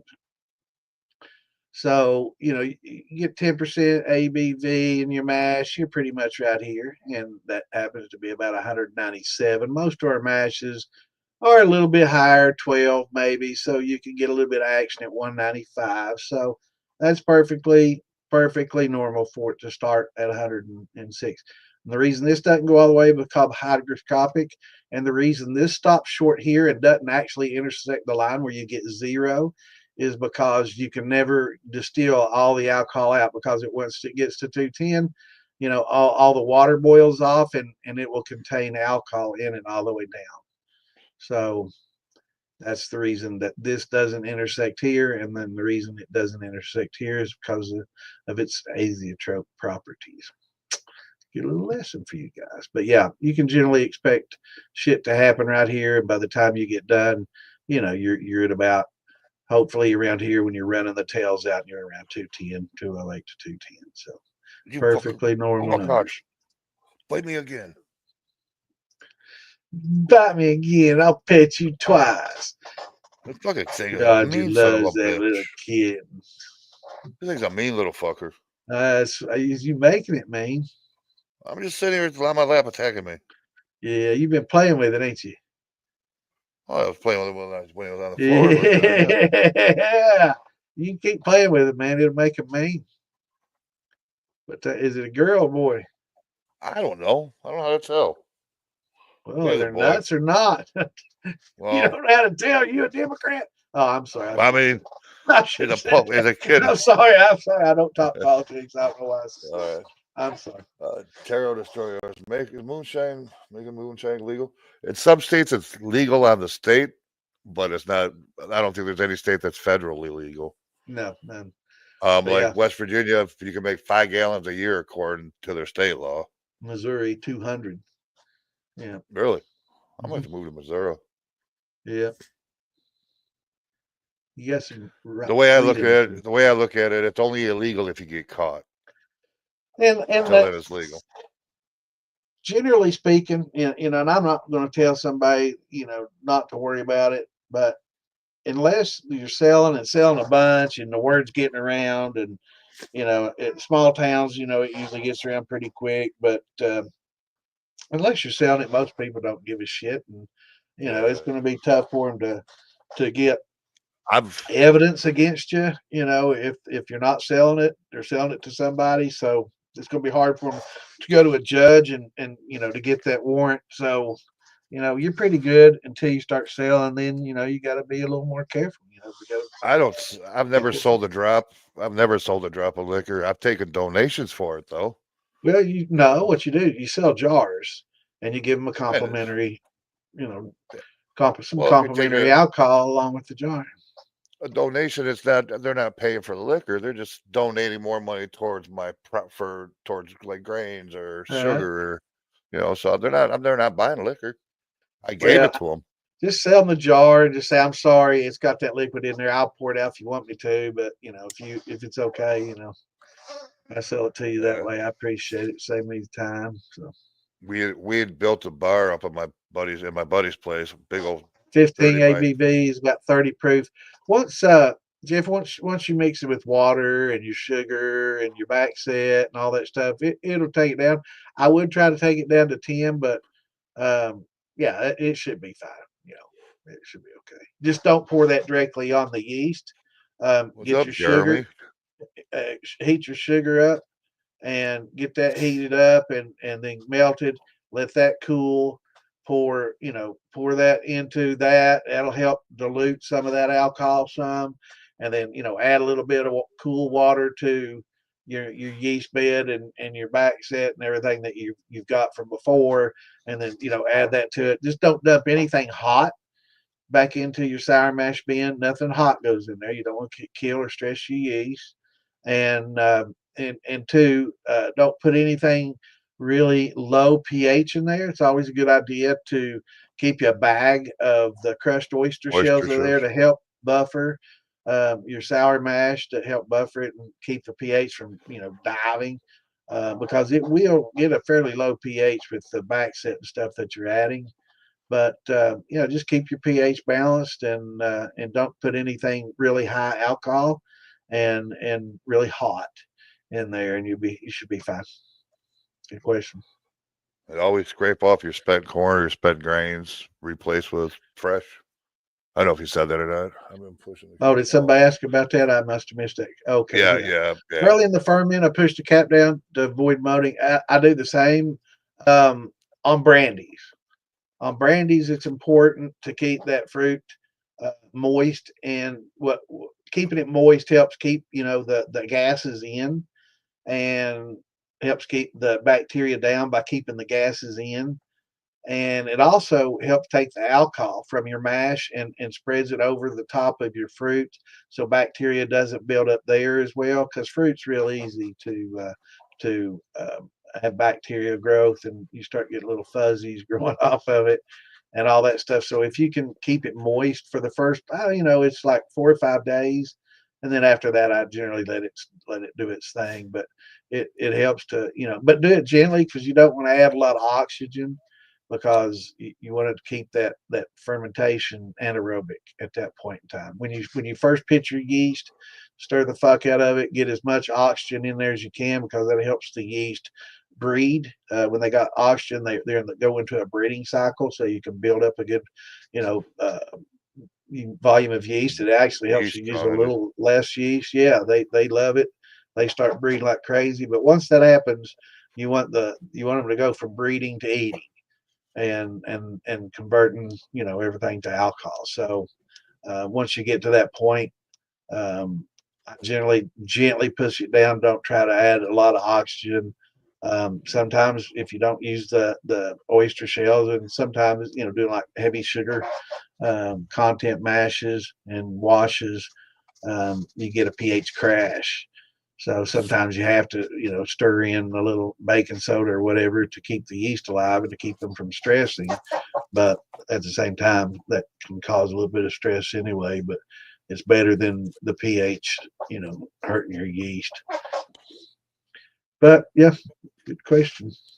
I'm gonna And finish and this cigarette and status. yeah, and on when I didn't fish, and on the grains, when I do grains, I don't generally press cats or do nothing like that at all, because usually it's done in 4 or 5, 6 days, and forget about it. You don't have enough time really for a lot of that to build up. That's why I don't even use airlocks and all that shit when I'm doing grain, because it just doesn't have time for all that bacteria to develop like a long fermentation you would do with a brandy or a wine. What's going on, Randy? What's up, brother? Well, hey, Santa, listen, I'm gonna take off, man. I gotta get off this Are you, shit. brother? All right, Yeah, man. I can't take it. He said All I'm gonna be right. sore for the next week or so, but Well, I'm hey, glad y'all is you good. glad you jumped in with me when you could, Yeah, man, and hope you get to feeling better. me Give me too. give me a shout in the morning. Yeah, we'll probably have to get back from the doctors. All right, man. Let me know what's going on, All right, bro. all We'll right. see you. Y'all have a good night. Stand on, bro. Peace out. Have a good one. Oh Lord, let me do something about that. Oh my goodness, that's better. I like it. Let's use more grass, less me. I don't want to see my big ugly face on here. That's why I like having somebody in here, man. I don't want a big old. Y'all see a big screen of Santa. Oh, he's feeding the chipper. Awesome, brother.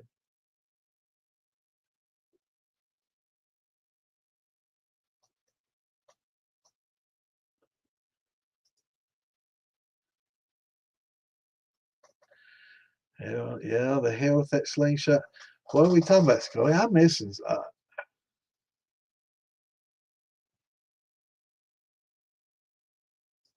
Yeah, I agree, Jimmy. Especially with grains, it's just not worth it. It's it's a waste of time. But with brandies, especially something I'm going to secondary ferment, maybe make a wine out of. I'll always do that, and for that reason, because it's going to be in the fermenter for many, many, many months. But something like a grain or something that's for sure going to be a brandy, no. But a lot of times I'll take my brandies all the way out, 6, 8 months, and then try them. And if they develop into a really good wine, they'll stay as a really good wine. And if they don't, they go into the next batch to make a brandy out of.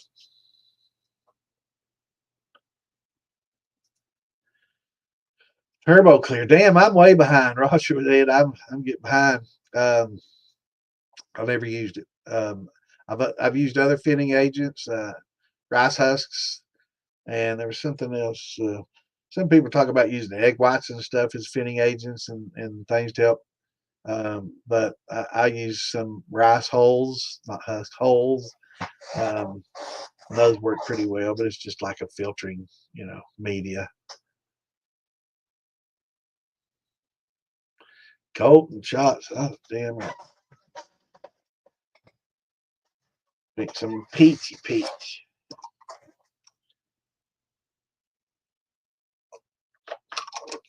I'm going through that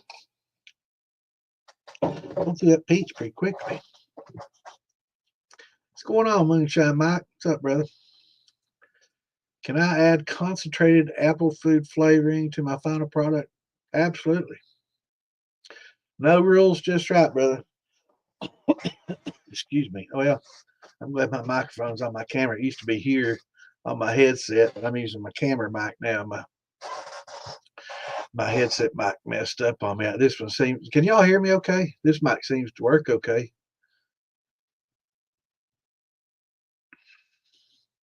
But yeah, actually, I use a lot of concentrates in my mashes and my brandy mashes and stuff to help give them some flavor.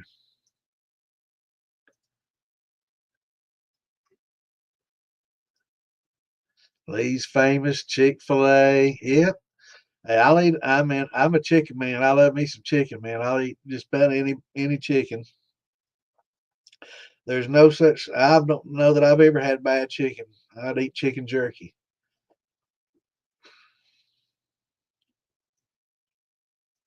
Now, where are we talking about, Randy?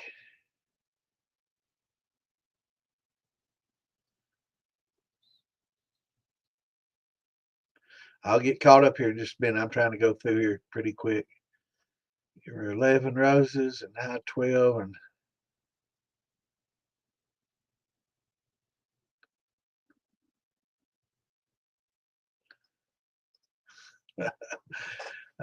would be the best way to get an apple flavor into my moonshine without a thumper. Um, jar rigs work really well. Just a little jar rig infuser.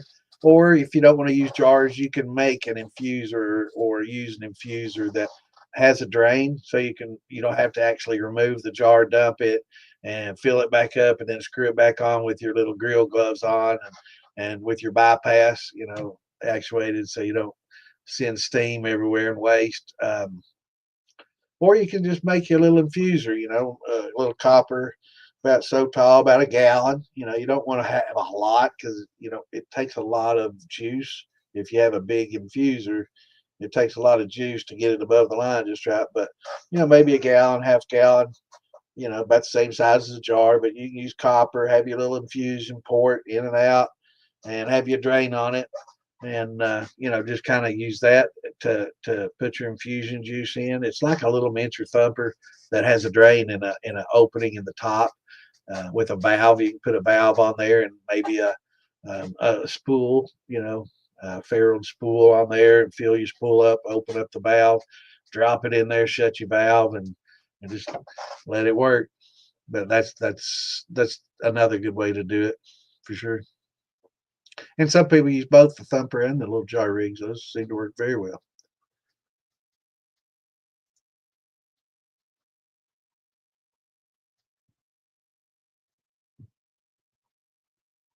Awesome, brother. Apple brandy, that's fine. I know what she's talking about. What's going on, Monty? What's up, brother?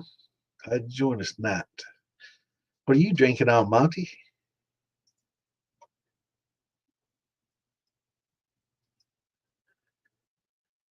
I do not condone what this man is trying to tell you. Never take your wife axe throwing. You don't want her to learn how to throw an axe. Yeah, keep a damn rolling pin in her hand, not a damn axe. Oh Lord, no. Yeah, I like Cane's too, Scully. It's pretty good chicken, man. Yeah, at least this one is. I guess they're all hit and miss, but I like going to Texas Roadhouse. I get me some uh, chicken strips, chicken tenders from there. Those are pretty good with a little honey mustard. Yeah, man. But Cane's makes real good stuff. And soda, Popeyes. You can't beat those chicken sandwiches and what was what was the other one we were talking about? Chick-fil-A. Yeah, it's real good too. But I remember when I first started eating Chick-fil-A, when it first started out, I didn't like it as good then. They had one at the mall here, and it was long, long, long ago when they first started. And to me, it almost tasted like chicken liver or something. It always had that liverish taste to it, kind of a grungy flavor. Now it's just not like that anymore. But I think back then I used to eat the chicken sandwiches from Chick-fil-A a lot at the mall, and they weren't the best, but they a lot better now.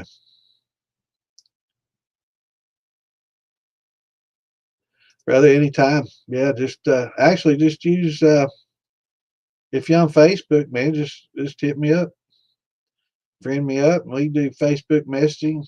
I do, I get a lot of people messaging me all day, hours of the day and night, asking questions. I'll answer them when I can. Sometimes I don't notice it. Sometimes I got my phone turned down. Sometimes I fall asleep with my buds plugged into my phone and I can't hear anything until I wake up. So I won't be able to wake up and take any questions and everything. But If I'm busy, I won't be able to answer it, but I will jump in there and let you know that I'll get back with you when I get done. But I try to help everybody that asks. So anybody that's not friends with me, friend me up. If you got a lot of questions, I can help. If not, ask them in the group. We got a lot of knowledgeable people in the group, and we've been teaching them, and they pass the knowledge on down. It's a beautiful thing to see. Yeah, I agree. Temps just give you an idea of when things are going to drip. Absolutely, brother. What's a good mash bill using Bloody Butcher 6 row and wheat? Um, Joseph might not have been in here last week when you're in the militia, aren't you, Joseph?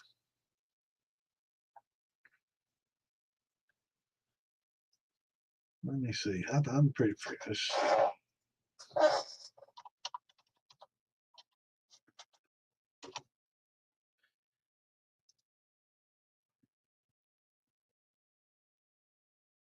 Joseph, I just sent you a friend request, brother. Accept that, and I will message you a chart that has all kinds. Well, I'm gonna send it in a message anyway. Answer it. I'm gonna send you a chart. It's in PDF format. I posted it in the Moonshine Militia the other day, but not everybody got it there. But I will post that. I'll send you a link to it. Let me find it here. Give me a second. I turn this.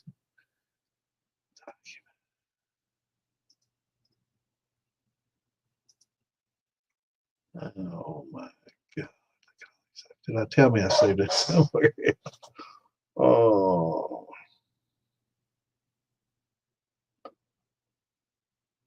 wow. Let's see. I did change the name of it, I think, to Mashville. I think I changed it to Mashville.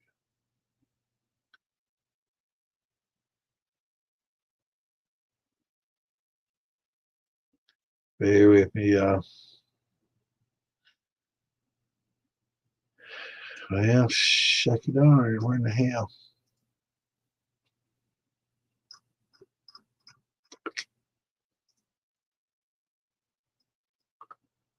Let's see here. Recent activity. It doesn't show that. Why the hell not? Just shared it. I'll find it. Just a second, brother.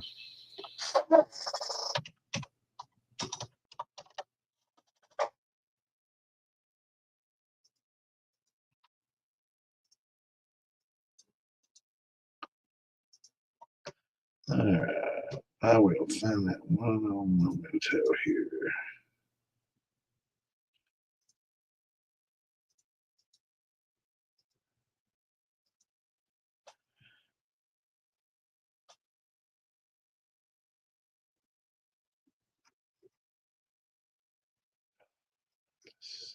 I know another one. Find it. Bear with me, y'all. I'm gonna make sure he gets this. I'll find somebody I shared it with and drag it over there to you. I shared it with Richard. No, yeah, it is.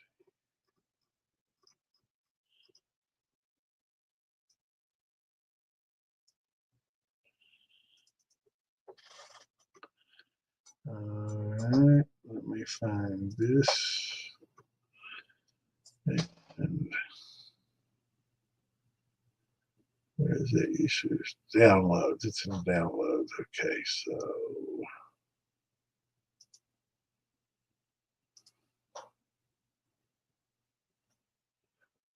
I about closed out everything. Oh, that would have been bad. That would have ended the stream. Oh, that would have been horrible. Downloads free app. There we go. Here we go, brother.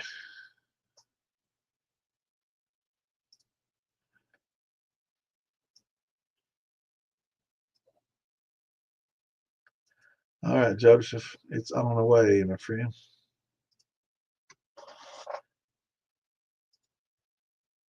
And I'll show you all what it looks like in here for those that haven't seen it. Here we go.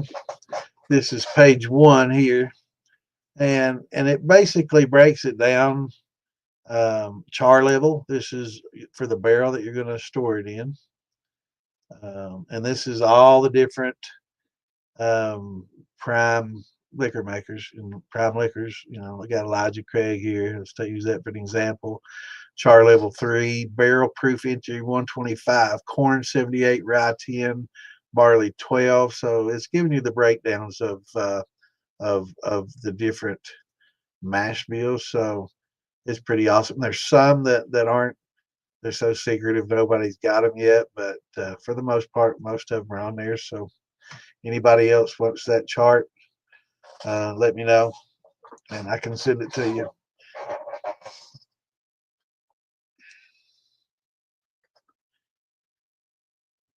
That's cool, brother.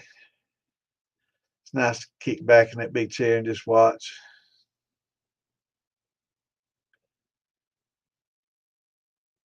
Awesome. Yeah, he's pretty busy last night. I figured you'd have something going today.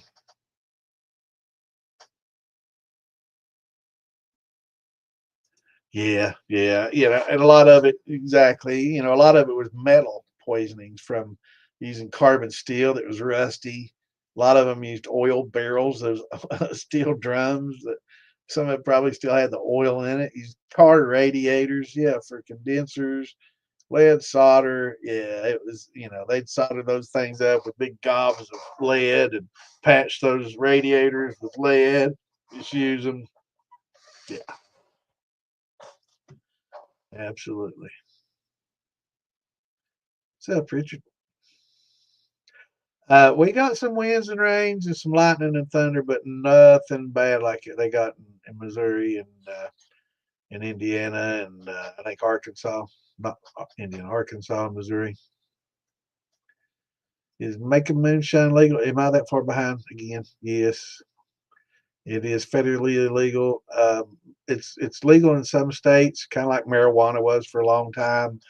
They would allow for recreational, and it still is actually. It's still illegal federally, but allowed. People, I think some people were screenshotting this before. I'm going to go to page 2, give you a chance to. Um, so certain states are permitted. I think Alaska. It's tough to. You don't want to just Google it. Um, I go to the states legal pages that their government has set up. So I had somebody arguing with me about Missouri. No, it ain't legal nowhere, and you can't do it in Missouri, and all this and all that's just fake legal stuff from Facebook, and you're one of them Facebook attorneys and all this bullshit. And I'm like, no, I'm just reporting what I read. And I got it straight from the .gov website there in Missouri. So it's 100% fact that you can distill. There are a lot of stipulations.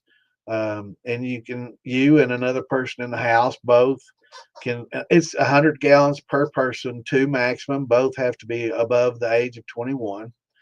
Um, you can only do 200 per year and each 100 each per year. I don't know how they're going to keep up with that, but just don't have over 200 gallons on you at any given time. And just say that's my year supply, if you got that. But yeah, it is a fact that in certain states they do permit it. But if the feds get involved, there's not going to be a whole lot they can do. Do the feds get involved? Not a whole lot because they've got a lot of bigger fish to fry and more important shit to do. If you're selling, and then they might get involved, but you'd have to have them looking at you maybe for something else. Before they're going to really give you a lot of trouble. And then again, you could be just unlucky and they not. Here's page 3 of that for you guys.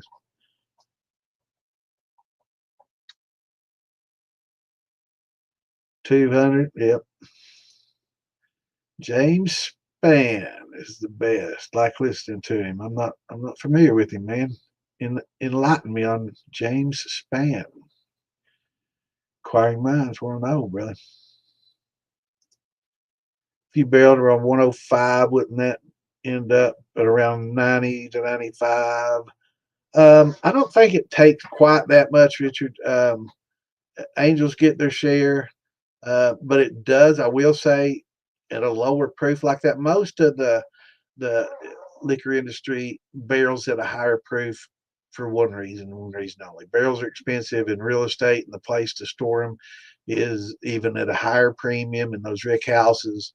And they found that at the 125 range, that's about as high as you want to go. We can still get that good um, characters from the grain. Any higher, you get more penetration, you get more tannins.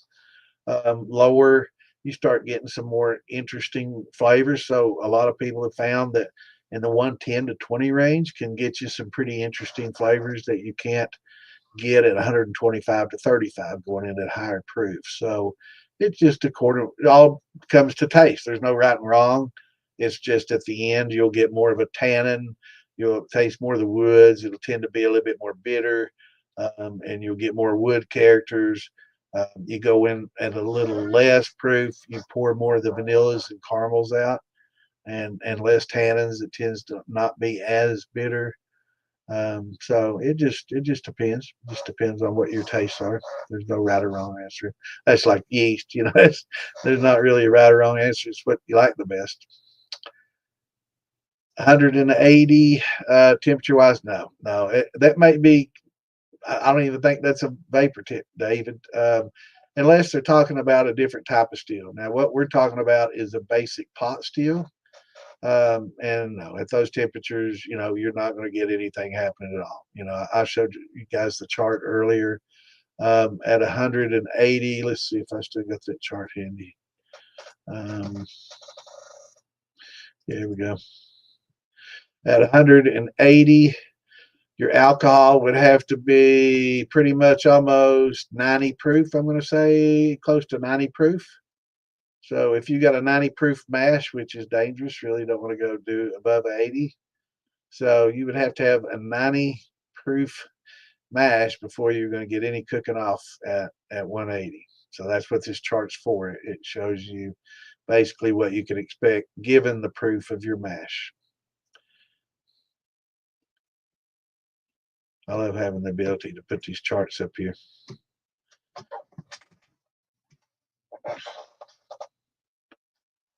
Cruising on down here. And I like this. Eastern Europe country, a lot of people's family make their own spirits with different kinds of fruits. Slivovich, I guess if you're familiar with Eastern Europe, that's probably one of the most favorite ones in some of those Eastern Bloc countries. Man, they make plum wine, and they make slivovich from it. It's an excellent. I've made some myself. I got some plum wine in there, in fact, that I'm going to make some with. But it makes a great brandy for sure. And there's a lot of people over there. It's kind of a lost art. It's an old world art. My grandparents made wine. They didn't. My grandmother made wine uh, on my mom's side, and her family, made a little bit of wine in their time. They had a funeral business, and I think they traded some of the embalming bottles to bootleggers for a little boozy booze. Because I'm pretty sure there's a lot of shine sold in those embalming bottles because it was hard to get bottles like that back in the day. And when you got them, you didn't throw them away and waste them. You cleaned them out and reused them. So, but yeah, it's coming back though.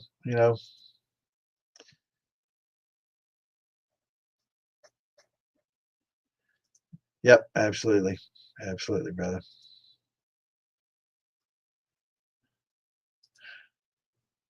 Yeah, man. I love science, man. That was my favorite subject. I was always into it. I've always been one of those people, that had to figure out what made things tick. My dad got pissed off. I'd take telephones apart, stereos apart, 8-track players apart, just to take them apart, see what all was in there, what made them work, how it all worked. And my dad got mad because I was fucking everything up. So he'd bring some junk stuff home for me to tinker with and see if I could fix it, and I had a good time doing that as a child. Fond memories of that. Yeah, I tore up a lot of phones and stereos and tape players. Yes, sir. Grandpa's cough syrup.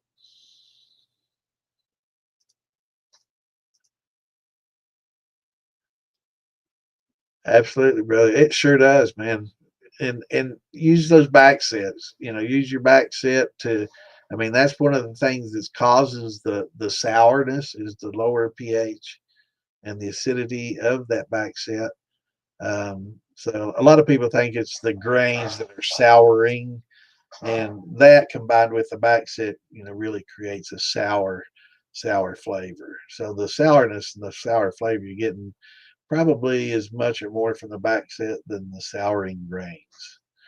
And also when you're doing the sour mash, try to take about a I'm not sure how large of a batch you do, but take 5 or 10% out every mash and add 5% or 10% back, and keep it cycled that way. It's a lot less to cook, and you just have to gelatinize it and just dump it in there. You don't have to. You got the amylase and stuff in there. You can probably throw a little on it if you want to thin it out a little bit and convert it. Not critical. It's just basically for flavor. You use a lot of sugar anyway. So um, yeah, go Louisville. Hope you're not a Duke fan, but go Cards. We beat Duke at the early on in the year. I was so glad to see that, man. Duke and UK have a pretty good rivalry going. That's a 4-letter word in this state.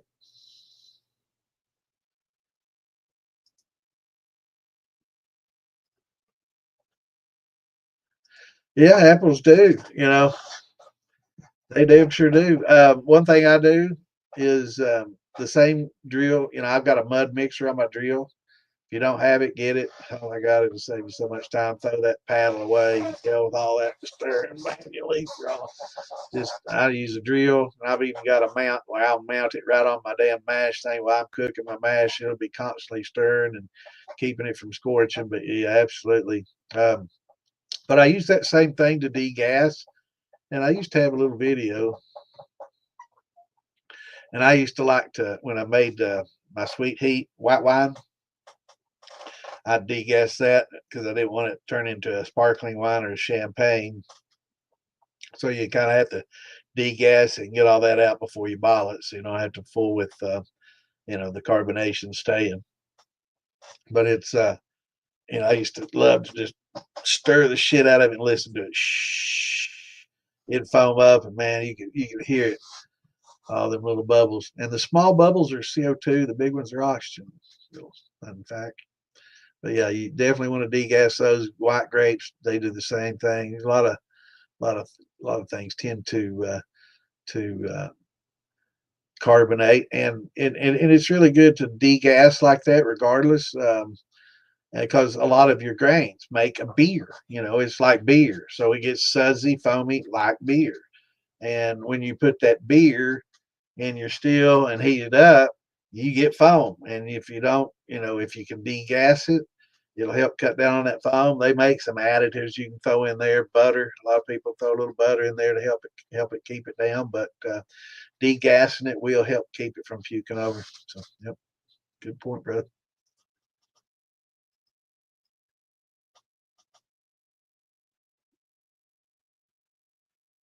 Lisa time. Yeah, Lisa, where are you, Lisa? I definitely need me some company in here.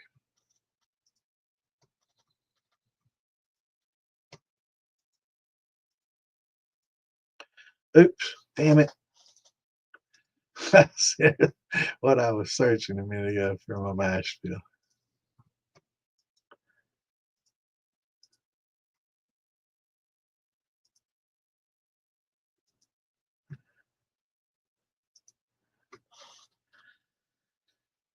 Okay. Excuse me. Oh, I'm trying to remove these.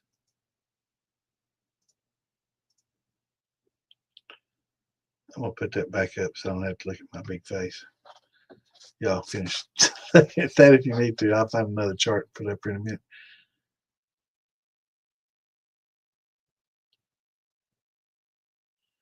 Oh, okay.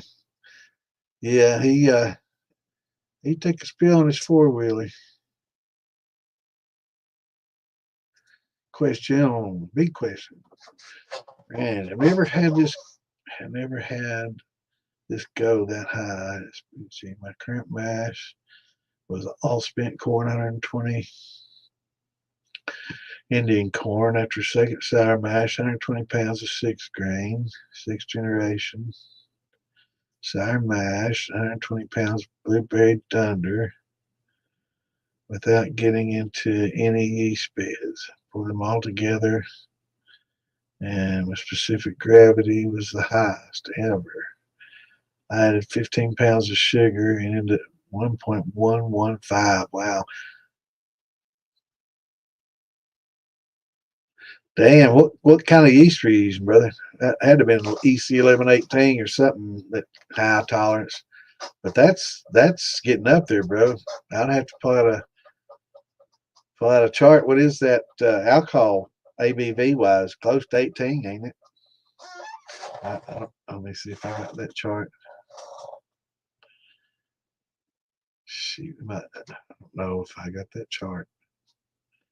I know I've got it on my. Hold on, let me grab it. I'll be right back. Let me grab it real quick. I'll tell you what that's going to be.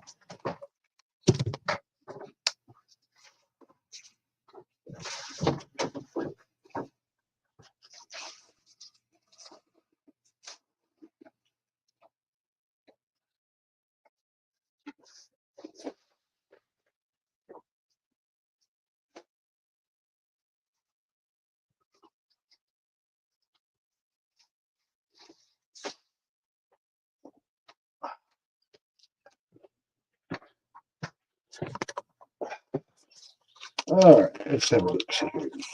I'm going to drop this down.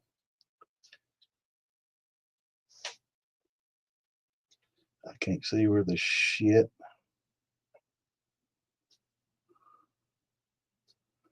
1.0,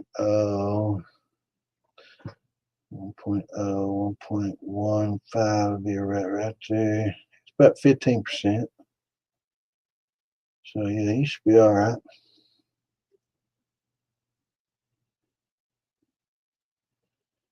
Yeah, it's about 15%. You should be all right. Here's Miss Lisa. What's up? I can't see you. Wait a minute. We got to fix this. There we go. Howdy, howdy. Howdy, howdy. What's happening? I was sitting here painting. Painting. Have you, everybody been seeing Lisa's paintings? They're awesome. Not bad. I'm learning. It'll get better. All right, let's see. 15%. Let's see here. Here, which way do I go? So at 15% ABV, so you're about right here. So you'll start seeing stuff at about 193, Randy, when you cook that off. It'll be 193 or 4 when you start seeing a little vapors coming up. Now, a lot of people look down their pot and they see what's called smoke on the water. And that's just because you've got warm mash next to cool air. That's not actually stuff cooking off. So when you see that little bit of smoke coming on the top of your mash, or maybe a little bit coming out of your your steel, that's basically just like a fog on the water. I call it smoke on the water, but that's basically what that is.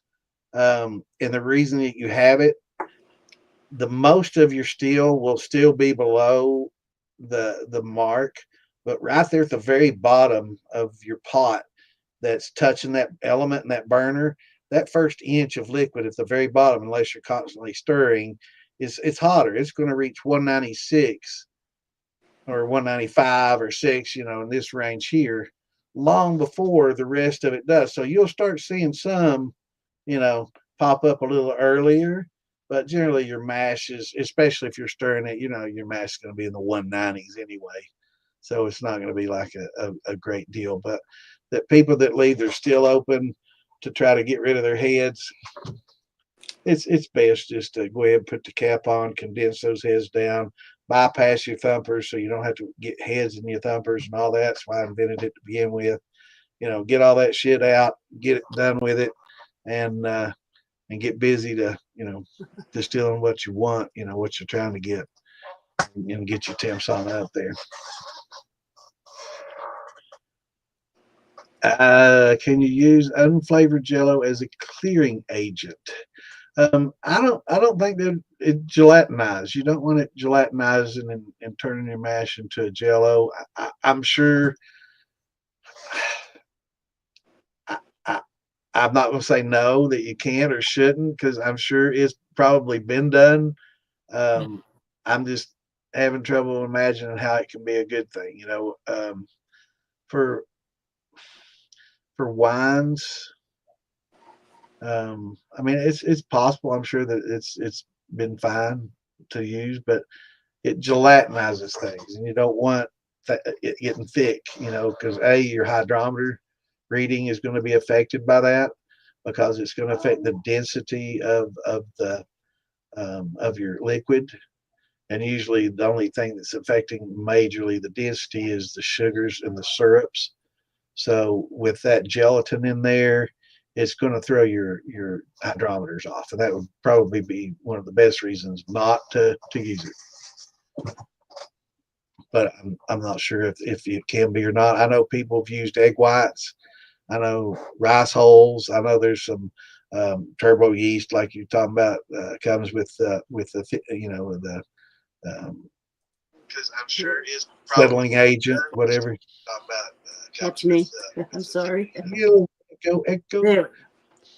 I got rid of it. Yes. I wanted to see the But comment. yeah, I'll have to read into that. I think I might have actually heard of that before, but I don't. And I don't know of anybody that does it. But I'm not going to say that you can or shouldn't until I research a little bit more. But I can't imagine it being good, because it definitely would affect how your hydrometer reads for sure. And I don't know if you'd want it getting kind of.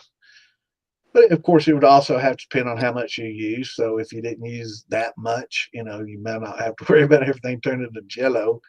But interesting question. I'll have to research that.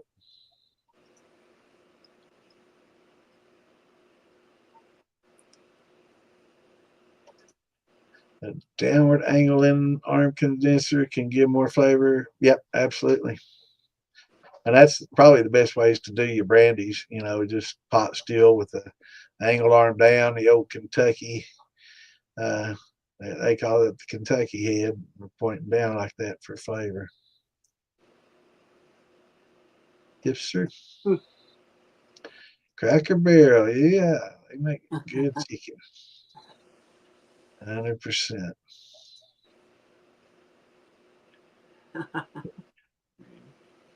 If I had to only buy one, if I have North Georgia Steel 10-gallon, 3-gallon thumper 3, would you recommend? And a thumper infuser, the 2-jar system with the bypassing valve between the thumper. I like the I like having, I'd say the thumper infuser is different, because you're looking at, like you say, the 3-gallon thumper. To infuse with a 3-gallon thumper, you got to use a lot of infusion juice. Infusion juice is usually pureed fruit or concentrates, and that stuff can get pretty expensive, especially when you use like Vintners out of the jug. That stuff's pricey. So you don't want to have to pour so much to flavor with, because it takes a lot. And you're constantly wanting to change it and drain it, because it's getting a lot of water, and if you use a lot, it just gets watered down. You don't get to use it. It's not as efficient.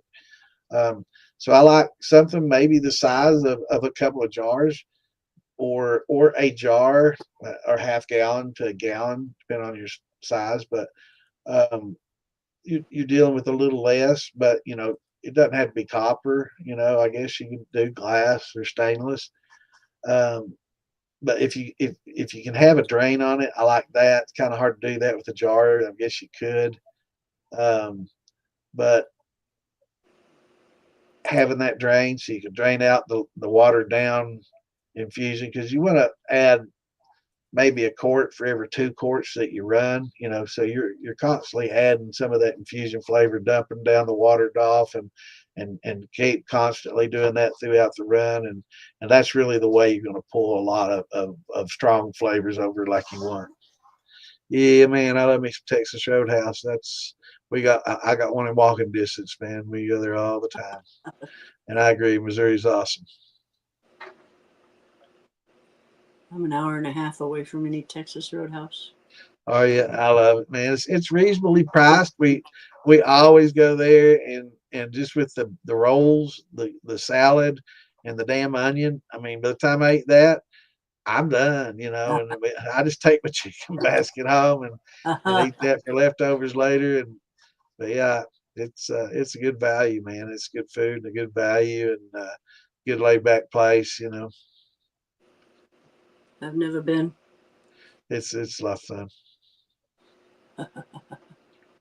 Chester's chicken. I've not tried Chester's. Yes, Chester's is good. We don't have any around Drinking here some anymore. blue corny got off hillbilly. Yes, sir. That's the blue Hopi or the Ohio blue. Even Ohio blue, I think is the best. Yes, sir. That blue corn's sweet. Man, it's good stuff. You're welcome. Did you get them okay?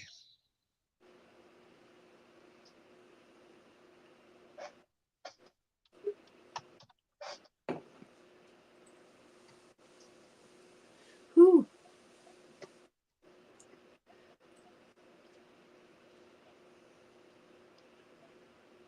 Did I get them to you, Monty?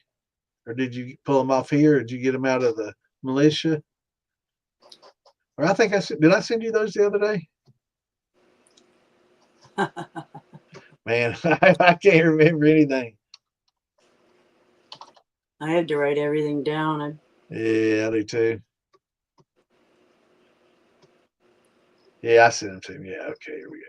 Yeah. Good deal, brother. Actually, I don't know if I sent you I didn't send you that mash bill chart. Let me send that to you, bro. Here you go. There. I just dropped you that mash bill. That's the one I was just showing on the screen. That's one that shows all the different mash bills for all the different distilleries and stuff. See, you got mail. Send me that chart also, please, sir. Yes, sir. Mr. Dance, how you feeling, brother? Hope you're recovering well, my friend.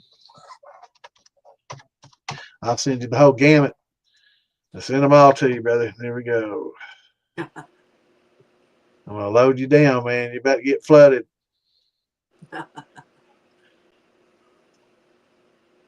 There goes the mash bill. Let me see here. Let me get these ready. Holy moly.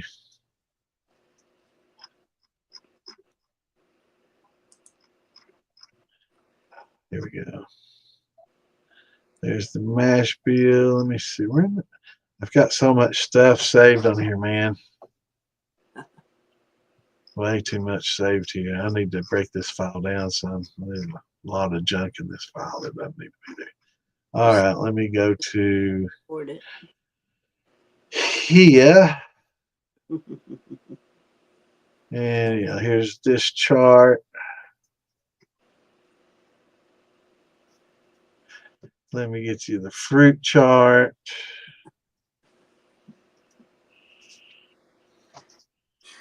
Let me get you the gelatinization temp chart. That's the grain. That's the temperatures you want to cook your grains. Here's the sugar content of fruit chart.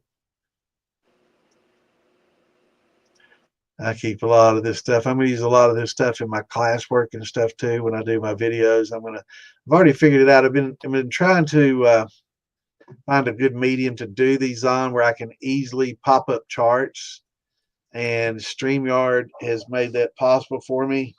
So I can just sit here in this mode right here. Oops, nope, not that mode. Like that, and have me over here small, and then post these charts as I talk, and I can point at them. See, I've been working on, trying to get my daughter to help me. Can I? Because I was wanting to have a chart that I could point, but have it, and it was hard to integrate, with. I was going to try to use OBS software, and now I can use this because this is something new that they've added. I can add videos, I can add images, I can do PDFs. So StreamYards is definitely up their game in the last little bit. So they're making it worth the money now. So used to, they had a big increase in their price, and they had some competition, but after they added some of these features, it's definitely making it a lot easier to use. Grab my other phone. On the way, brother. Hope you're doing well. Welcome back, Patrick. Sorry, I'm just reading that. I'm way behind.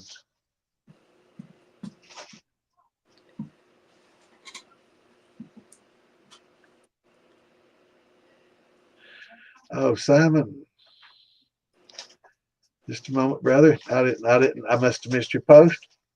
But let me get caught up, and then I'll send you a link. You can jump in here with us. Let me get these charts out of the way.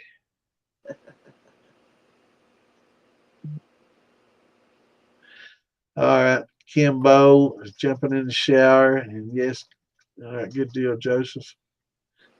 Yeah, Arkansas got it. Arkansas, Missouri, pretty much. So what is, Randy's got good questions. What's the proper wood moisture if I'm going to be flame treating these barrel staves, or would that matter? I think most of them are definitely seasoned. I don't think they want to do kiln dried. So they let them season, I guess, in a natural moisture, kind of moderate moisture. I'm sure it's not real heavily, humid, but I'm guessing probably 16. That's a general number for moisture content, a lot of things.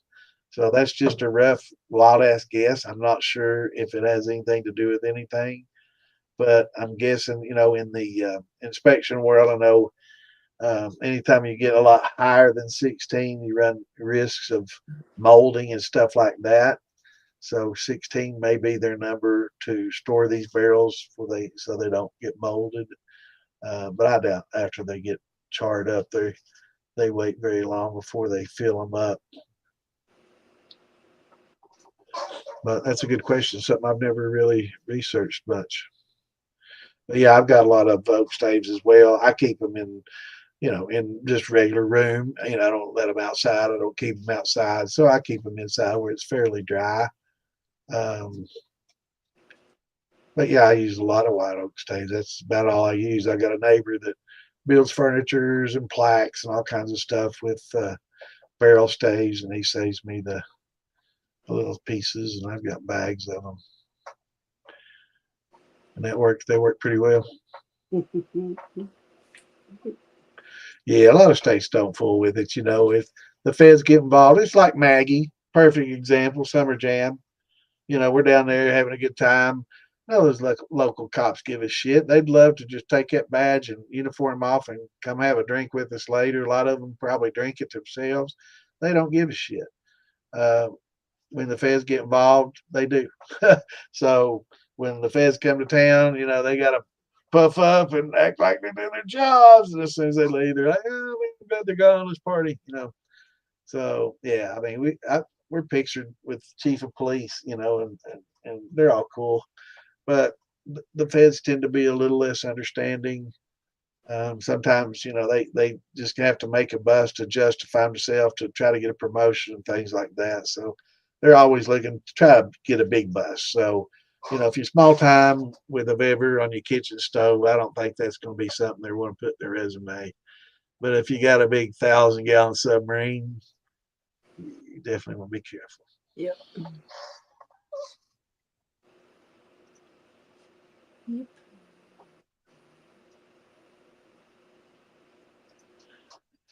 Last time in East Central Alabama, last 2 times, or is that Alaska or Alabama? I'm going to say Alabama. East Central Alabama, last 2 times I started a mash, the temp dropped and my heat I was using stopped working. Okay. That's not, that's okay. That means it's just gone dormant. It's not ruined. Excuse me. It's just gone dormant. The yeast aren't killed. They can survive even freezing. There's frozen yeast from, hundreds of years ago that get thawed out and they're fine. So it's not going to kill them. It's just going to make them go into dormant stage. So when the heat comes back up, you might have to throw a little fresh in there to get it going again. To get it working and get everything active again. But an EC 1118 is probably one of the best yeasts in the world to unstuck a fermentation. So it's very alcohol tolerant. It's very temperature tolerant. It's very pH tolerant. So it's good for that. But yeah, don't worry about it. It just takes longer. That's all. 3 hours, man. I tell you. Let me jump over here and check my weather forecast. I think most of ours was jump down here to the radar. Yeah, I think most of ours is just intermittent storms now. Let's see.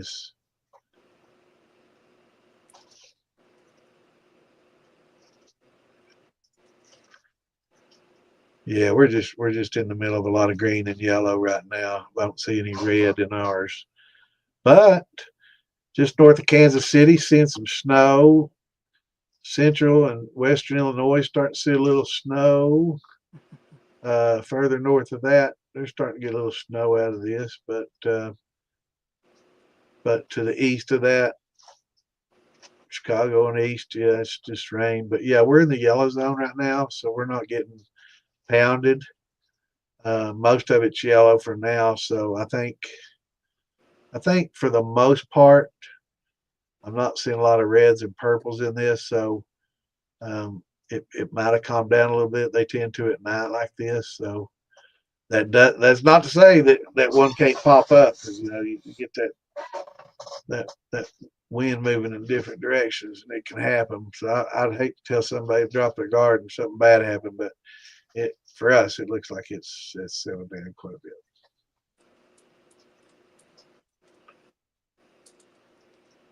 It's quite a storm going across. Yeah, absolutely. Yeah, those rick houses go up and down. That's one of the reasons. Another reason, excuse me, that Kentucky tends to do so well is because we have such large temperature swings. In the spring and fall, we can see 30, 40 degree swings. 30 to 40, 30 degrees at night, 70 in the day. It can be that crazy here. So yeah, you see them barrels sucking that stuff up when that happens.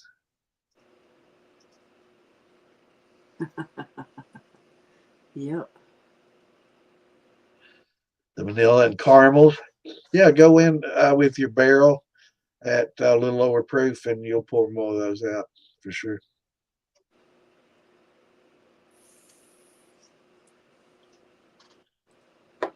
Yeah, Richard, that Slivovich is good stuff. What's up, Marcus? What's going on, brother? Hey, Marcus.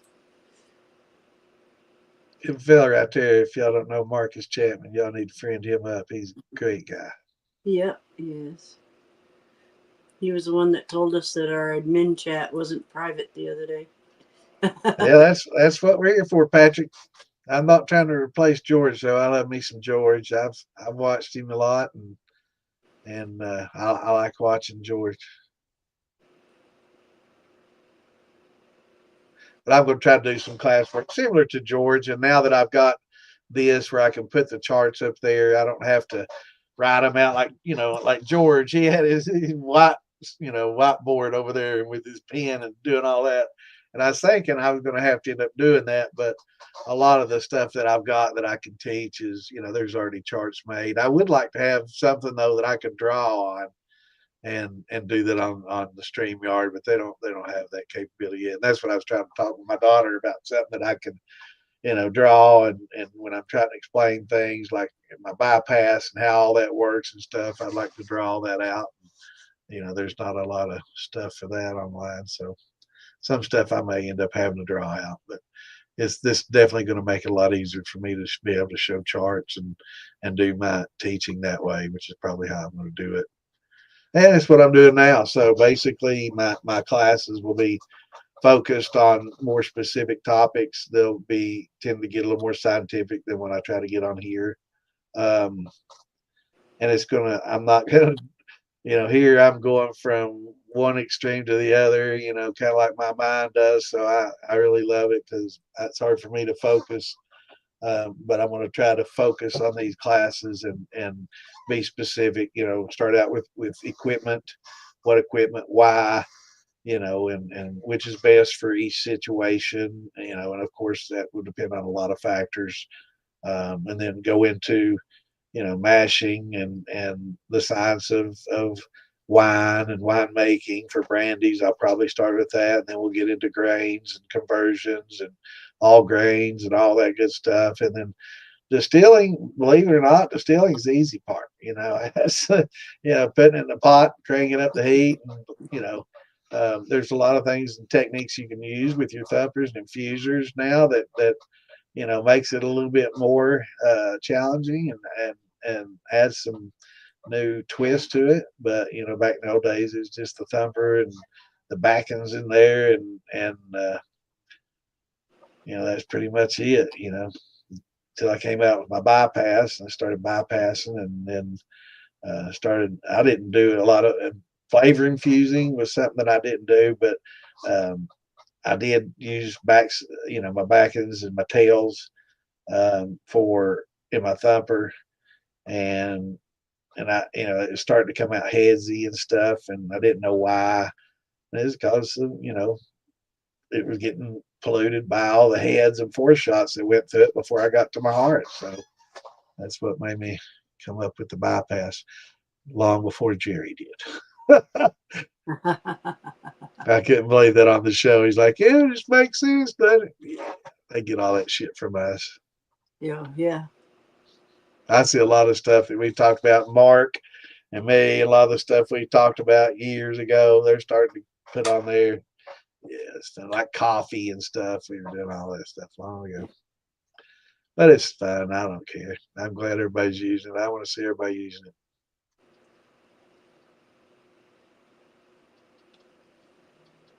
It's neat. That coffee is really good. Yeah, it is really good. Oh, there's Lisa, his mommy. She visited us again. Billy sucked a fart directly out of my butt. Well, that's interesting, Lisa. Thanks for visiting us. Yeah. We get that every once in a while from you too. They're funny. Takes all kinds, man. Yeah, it does. That's what makes it interesting.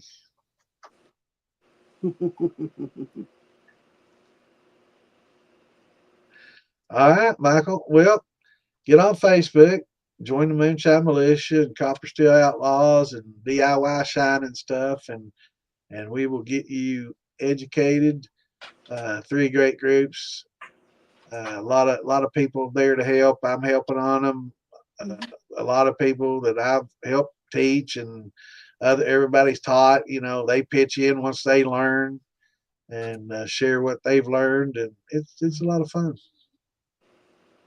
So jump in there and let everybody know that you're from the podcast, from the show, and that you're here to learn, and we'll friend you up, and we'll help walk you through it every step of the way to help make it an enjoyable hobby for you, because there's nothing more frustrating than learning like I did, young and scorching everything the first 2 or 3 times. And I knew nothing. I had nobody to go to.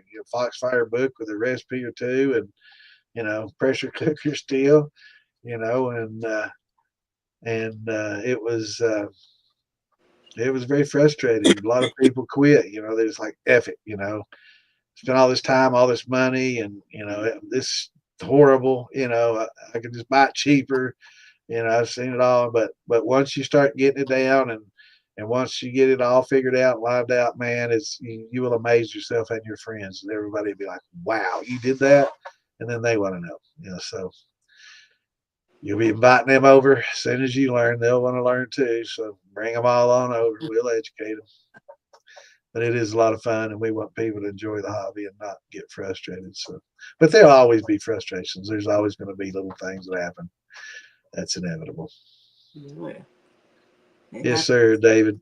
I keep them. I try to keep them on my phone because my phone's always with me when I'm mashing, no matter where I'm at, when I'm cooking and mashing, so I can pull up all that. For the fruit mashes, please, absolutely, brother. Which one you want to see? The fruit temps, or I mean, this one? How much pounds of fruit per gallon of water to make the wine? Is that the one? Let me get that out of your way so you can screenshot that.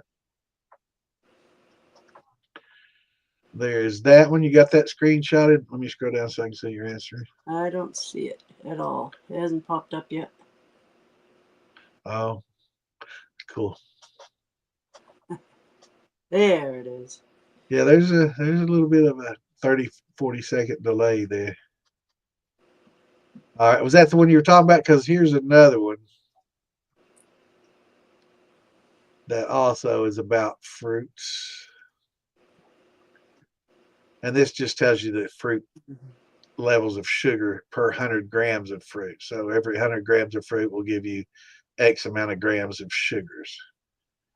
So that's also a good chart to have.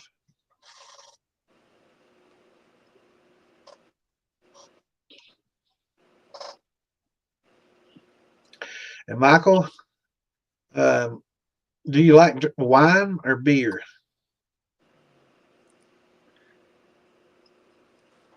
If you had to choose between the two. Good night, Tyler. Yeah, I try to keep it simple, brother. Yeah, when I get the science part of it, I try to explain it. I don't try to use big words, like a lot of people do to try to impress everybody. I'm not trying to impress everybody. I'm trying to help everybody. But sometimes learning the science, when you talk about it in easy to understand terms, it makes it, you can understand it. It makes it a lot easier to understand whys and hows, and especially when you're talking about grain conversions and starches and breaking the chains of long chain carbs up into oligosaccharides, which is basically 3 to 12 uh, molecules of glucose, and how to break those down even further into sugars that the yeast can ferment. It gets a little scientific when you talk about that, but once I have a chart and can explain everything on simple terms, it makes so much more sense, and it's so much easier to follow. So that's what I'm going to try to do in my classwork is add science, but use regular terms instead of trying to, instead of using the oligosaccharide term, I'll just say 3 to 8 molecule string, or 3 to 12 molecule string, and this is how those get broken up. And then I'll throw that word in there too to help. Some people want to learn the science of it. Some people are not a bit interested in it, but it helps to have an understanding, basic understanding of it. But it can be, yeah, it can be as simple as how I started. I started simple, and I kept it simple, stupid, and I kissed it for 20 years. Just doing. I mean, I went 20 years because there wasn't any information out there. There wasn't an internet, wasn't anything. But I would just use cornmeal and cracked corn sometimes, but mostly cornmeal and sugar. Made a thin mash. I didn't do any conversion, none of that fancy shit. You couldn't get malted barley and County, Kentucky. I don't even know if you can now without Amazon. I don't even think there's a beer store there, Rogers, and I don't think I don't think you can still. But yeah, there wasn't a lot of that, so I had to keep it simple. So yeah, I did them mashes for ages, man. And it can be that simple. You can follow that simple recipe, never change a thing, never do anything different, and make a drink, an okay drink that'll get you hammered. And if you get it down to a science, it make a pretty decent corn liquor that way. Make you some. But once you do the conversion thing, then you'll be like, man, this is quite a bit smoother, man. That's smooth on the front end. I can feel that burn going down. You get that extra smoothness, and you start including some oats in that, and smoothing it out, and then little malted wheat in there to sweeten it up some, and you get sweet, smooth, a little burn. It's like, damn, you can start playing with it like that. And yeah, it gets really good, man.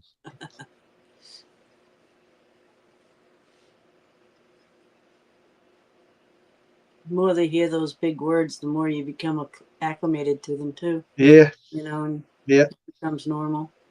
Yeah, and you start hearing everybody else using them and stuff, and I love it.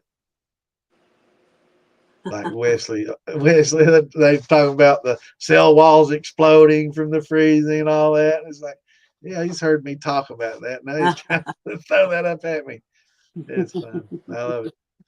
Fun is driving around a police car pulling over your friends with the sheriff passed out.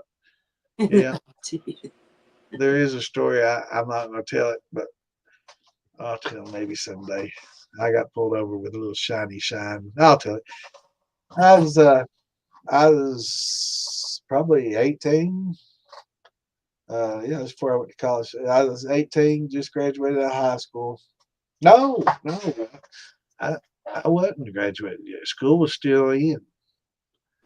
So it was my senior year, I'm pretty sure. But anyway, me and a gal, I'm not going to name her name. She's no longer with us. Bless her heart. Beautiful gal. We're going to go to the drive-in, Pollyanna drive-in theater movies. Nice little shine. We're going to sip on, and we're going to make out and all. And I was happy. I just got the shine, and we was ready to go. And in front of all my friends, I had to do the burnout, and peel out and take off. And I didn't know there's a damn state cop over there, and he pulls me over, and I thought the shine was hidden. It's supposed to be under my seat, way back underneath there, but it falls out the back floorboard, and he's shining his light in there. He's like, "What's this?" And he reaches in and opens the door, reaches in, and says, "Oh." And he said, got you some moonshine. I said, "Yeah." And I'm like, "Oh shit, here we go, man. I'm in trouble now." And he's like, seemed like a pretty good kid and all. He said, "I don't want to run you out over a little jar like this. It's a lot of work, a lot of hassle, and I don't want to mess shit up for you. Seem like a good kid." I said, "I tell you what, you scratch my back, I'll scratch yours." And I'm like, "What do you mean, man? What do you mean? I'll do anything. I don't want to get in trouble." And he's like, "You just tell me who's dealing those drugs down to high school, and we'll forget this little incident ever happened." I'm like, "All right, now if it comes down to it, you didn't hear it from me. This is you didn't hear this shit from me. If you have to go to court, don't bring me in for a witness." He's all right. Just give me a name. I said, "All right, Beth Wharf." I said, "You didn't hear it from me." He said, "All right, that's all I need to hear." So I went on my merry way, and I was like, wow, I just got out of so much trouble. And none of you know Beth Wharf. She was our salutatorian. Is that the valedictorian or salutatorian is the best? Valedictorian. She was a valedictorian, smartest in the class. Her father was a pastor. She never drank, smoked a cigarette, never did anything in her whole entire life. Sweetest girl you could ever meet. Sweet, just nice, gentle, loving, kind person. Love her, great person. But I guess that cop followed her from school to church where her dad was every day for a week or two before he figured out he'd been had. And yeah, they were happy with me. Got me out of trouble though. I had to watch my shining after that for a while until I got out of town. I went to college and I never looked back. But yeah, that was a funny story. That's the only time the cops have ever caught me with moonshine, though. Knock on wood. The only time. God bless. Yes, yeah, you definitely want to use a good quality jar. Good question. I've heard a lot of these cheaper jars tend to break. Some of the cheap stuff. So a good ball, um, or what's some of the what? Pirates. Yeah, it's a Pyrex glass. Some of them, if you look, Pyrex, a lot of them are made with a different glass. But I'm trying to think of different jars. The ball's good. Most of your name brand good general ones are good, but some of these no name brands, generic ones, might Yeah. be kind of hit and miss. I've heard a few that are breaking on people. So, but you got to worry about temperature changes. So, if you're infusing, if you got a jar and you're wanting to pour, you're taking your jar off, you're dumping that, and you want to pour some new infuser in there, make sure the juice that you're pouring in that jar is hot. Don't pour a cold, room temperature juice in there because that's going to risk shattering that. That's I think where a lot of that happens. Good question. Hi, Mama B. Mama B, what's up? I'm not that far down. I'm sorry, Mama B. Yeah, they can be. Yeah, they can definitely. That's another reason I like having the copper or stainless pot there.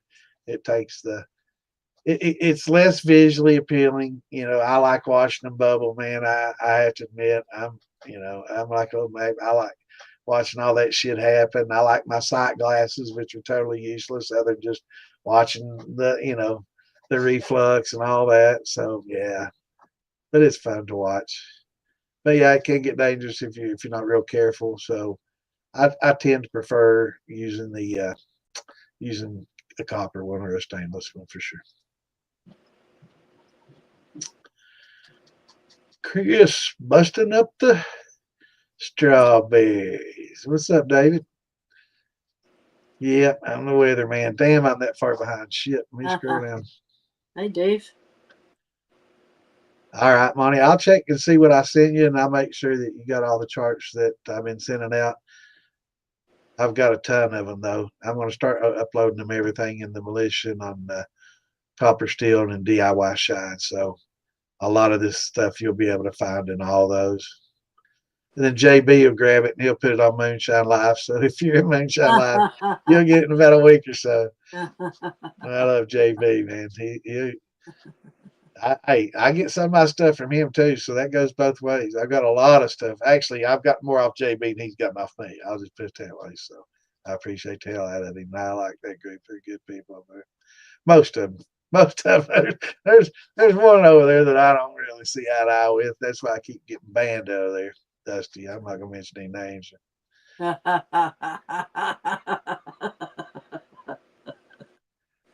You fucking tickle me.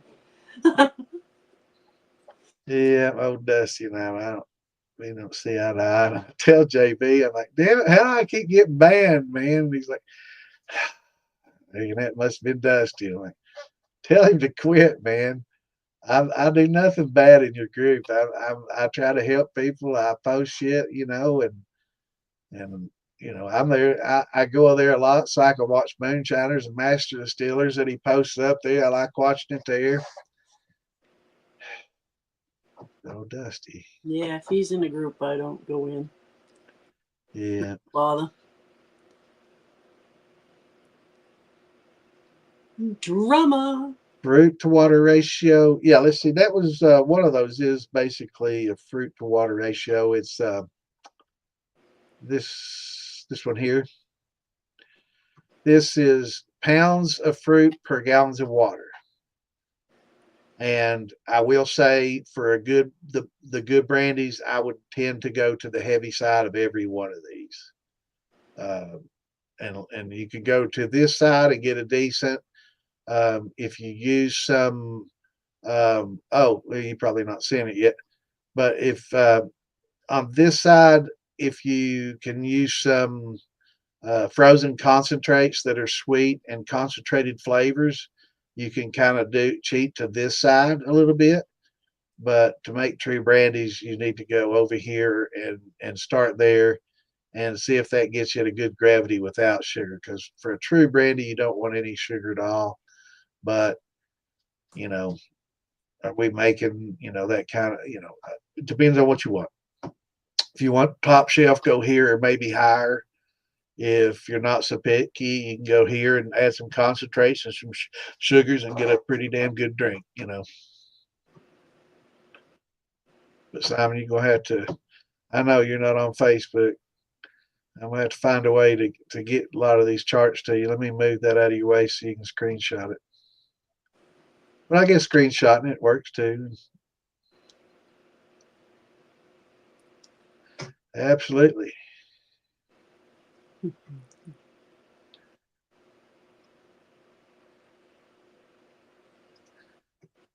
Richard, I'm really enjoying the whole hobby, including the science behind it all. I'm glad I had a wine and mead background. That's good to know. Yeah, actually, learning the wine is, for a lot of people, the most difficult. Most people learned making thin mash, just, a pound of sugar, pound of meal, gallon of water, 1-1-1, and did that for a long time. And then you kind of break out of the mold and want to learn a little bit more. And that's what I did. And I really got into the wines. I'm not so much mead.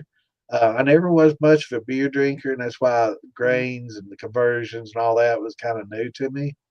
But I learned that, and then after I learned all that, I started doing wines and brandies, which was something totally new to me. So I guess the last 10 years I've been more focused on wines and brandies and stuff that's kind of all new to me, and learning that helps a lot. There's a lot to it, and as much science as you want to get. I mean, they get very scientific. I can, let me throw something out here His wife posted like this. this chart.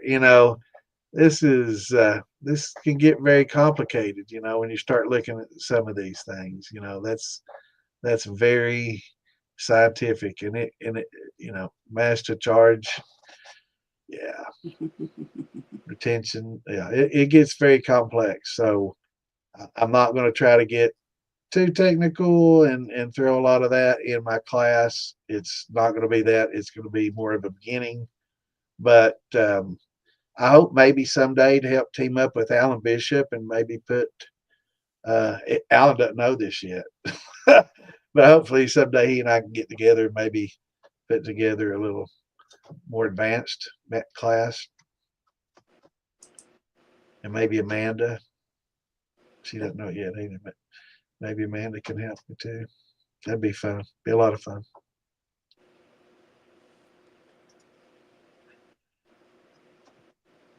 Yes, science is great. Shit, it's a fan. You can convert starch in your mouth with your own amylase enzymes. Absolutely. Saliva. Actually, there's tribes that use saliva to ferment some of the I guess wines that they make. They mix spit with some fruits and they'll puree it up. And they got all the women in the tribe spitting in this, bowl, and they're fermenting this stuff up. I guess it makes it less gross if you're drinking the women spit than some other dudes. But they spit. And I mean, they'll do their dance and walk around and hot tui in the bowl, and yeah, they make some interesting little wines that way. They ferment that way. But yeah, there's a lot of enzymes, a lot of things we can use for sure. A lot of natural enzymes. A lot of people think, oh, I'm not going to use none of that high temp amylase. I'm not using none of that chemical stuff. It's all natural. It's sourced naturally. It comes from natural stuff. So it's not chemically. It's not something like that. It's a lot of people, a lot of people fear the unknown, as you should. Got a visit from the game warden. Oh, hell, I was cleaning out my steel site today. He asked me what I was doing. I had to come up with something quick. And I told him I was cleaning up my camping area. The only question he asked if I had a weapon on me and if I had permission to camp there. I'm glad you Good. pulled that out, man. That's I'll find a new place though, because Yep. he can be watching. Yep. Because they get bored, man. These guys, they're out in the woods all alone. I mean, if they ain't burning one, I don't know what I'd do. If I was a game warden, I'd definitely have to smoke a big fatty out in the woods. I'm out there all day by myself, kick back, listening for gunshots or something and looking for hunters. That'd be the best fucking job ever, isn't it? Just walk around, look for game, do a little game count, make sure nobody's trapping illegally and shit. Just enjoying the woods. Hell yeah, man, that's a good gig right there. They got it figured out. And they make good money too. So, what's up, Mama B? Yes, I'm just getting down here. I'm sorry. Golden Harvest. Yeah, they're good jars. That's the other one I was actually trying to think of. Randy, appreciate it. Yeah. Actually, I probably could have looked down here and found one of these on the damn floor here next to me. All I could think of was Kerr, Kerr, and those are cheap ones. Yeah, Kerr. No, Kerr's been around a long time. Good ones. Yeah, Kerr's all right. These usually they won't have a name on them at all. Right. And I think some people use like mayonnaise jars and shit. Yeah. We use the old Hellman's jar, man. I don't know. I don't think it's gonna work. Atlas, the old Atlas is good too. They've been around a long, long time. I got some antique Atlas jars, but a lot of them is the no-name China jars you see, and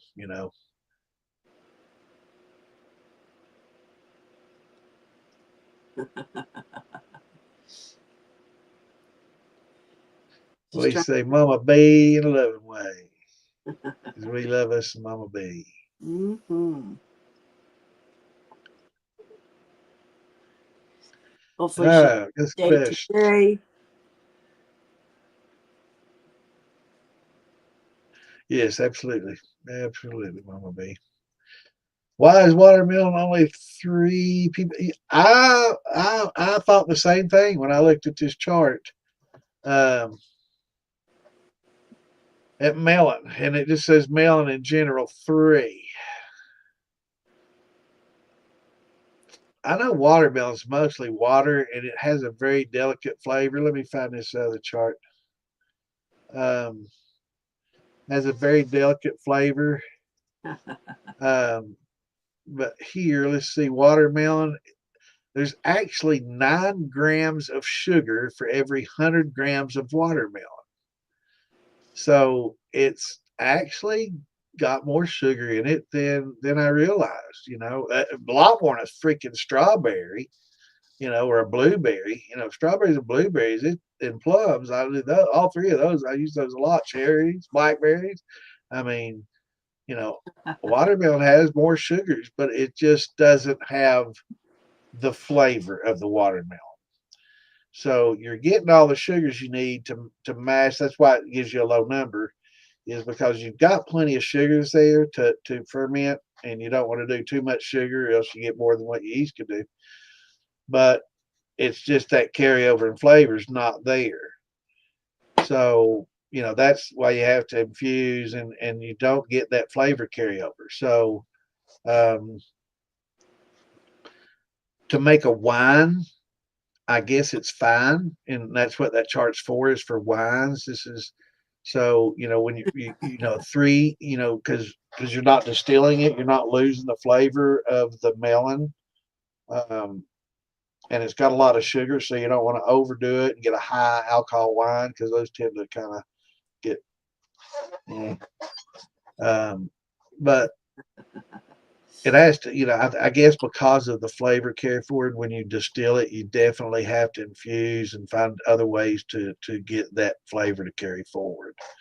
So I see what you're talking about, and I agree. Glad you pointed that out, because a lot of people would think, oh, it said 3 and I don't taste any watermelon. What the hell? He lied to me. But when you distill, man, it's hard to carry that flavor forward. So those infusion jars help a lot. It helps more than you can imagine. Uh-oh. Somebody home, or? No, my dog's chasing something in its sleep. Okay. Oh, that's always cute. Yeah. Yeah. He's kicking somebody's ass. He just treed a coon. I wish I'd thought it. I said, I farted. Excuse me. Do you like that story? Smoking a fatty. That's right. There you go. If YouTube and Facebook wouldn't take me down, I'd sit there and do it with y'all. But when we're on here, we gotta restrict it because I'm streaming the Fieldbilly stuff, my distilling stuff, and we in the militia pages, and yeah, we can't get all that. We used to have a Facebook Live that was the potheads, and it was just two kids that sat there and smoked all day, and they'd go to different dispensaries and get stuff, and then they'd come on and Yeah, give updates on what it was and smoke it and stuff, and they never got booted. but Man, they're on us. But us, you know how they like us. You know, they watch every one of our podcasts the second we have somebody bring out a gun Yeah, or play some music in the background. Boom! It's yeah. instantly. So they watch. I that's one of the things I really used to enjoy doing is like 9, 10 hour streams because I knew there's some motherfucker that had to sit there and watch my ass the whole damn time. So I'm laughing on the inside, getting drunk, and having a big old time. Now they've got AI to do it. Yeah. Hear that AI? Yeah. Let me turn it up Figure quick. this out. Figure that out. Yeah, it is tough to get that flavor to carry over for sure.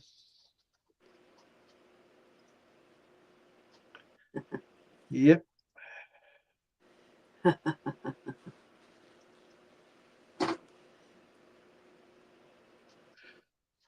Well, you know, if somebody's vaping, we don't say anything because nobody can prove what you're vaping. So if you got a vape pen and you're sitting there vaping, not a big deal.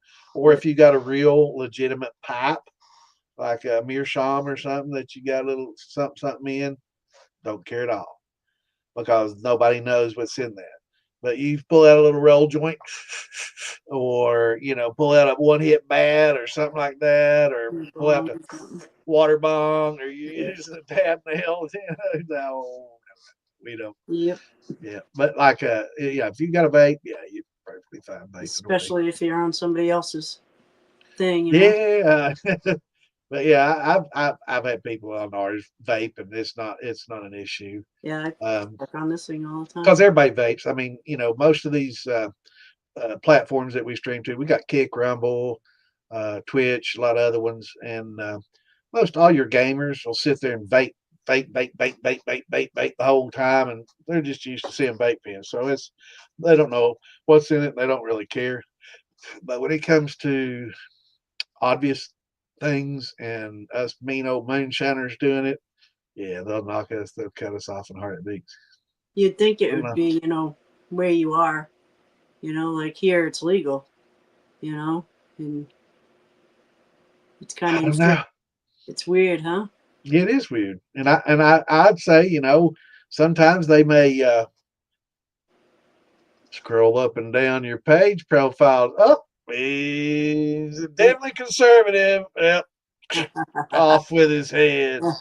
They might do a little bit of Yeah, that still. I know they used to bad, but supposedly Zuck seen the light and he's changing things. So he's yeah. reformed.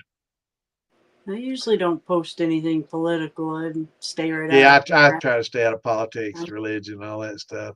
I stay Because to it funny just stuff. it divides people, and Hmm. my daughter hates talking about it and stuff, and I'm like, when I talk about Doge and the money, I don't want to hear it. I'm like, it's not political. It should not be a political thing at all. This is Yeah, saving taxpayers dollars. There's nothing political about that, but everybody should be rejoicing that. But yeah, somehow the media has brainwashed some people, and I'm not saying all Democrats because some of them are rejoicing right along with us. Some Republicans that are guilty of skimming a little bit off the top, probably being real quiet or complaining a little bit themselves. But for the most part, everybody should be rejoicing and saving all the tax dollars that they're saving. I know a few years ago, Elon was their savior and God. He came out with green cars. Oh, just sirens sang yeah, when he came on. He was their Iron Man, and they loved it, and now that he's trying to save, taxpayers' dollars and eliminate a lot of waste and fraud, Mhm. he's the demon, Oh yeah. People Yeah. people got to quit listening to the media because they lie to you. Both sides, they lie. Yeah. So, A it shouldn't be political. We had a protest today right in like a Walmart parking lot to anybody who was using the plugins. People were, giving them a hard time and making them walk across their That's little line. ridiculous. And And these are the then people that were green just a know. few days ago, just a month, 3 months ago, Yeah. before all this happened. They loved all this stuff. Yeah. And now the media has convinced them it's evil, it's bad, do these things. And at the same time, Soros, that's not political. That's just an asshole that's paying a lot of people to do these things. Yeah. But yeah, quit Either. letting the media brainwash you though, and on both sides. Yes. I hate that. I hate that. Not, I don't want to get into politics. Think We actually, if you do want to talk politics, Damon and I are probably going to start us a little Politico kind of little podcast, and I think he let the cat out of the bag, talking about the jar of truth. So we're going to sit there and drink and talk about politics, but it's not going to be associated with militia. It's not going to be associated with Fieldbilly or Distilling 101. It's going to be something totally related. So if you want to hate me politically, you can hate me over there, not here. Yeah. Because here we don't talk too much about it. We try to, Yeah. we being the militia, definitely pro Second Amendment.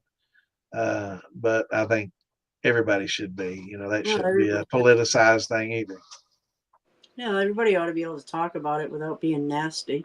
We used to be able to, Yeah. before the media Yeah. and Soros, the media wants everybody to be divided.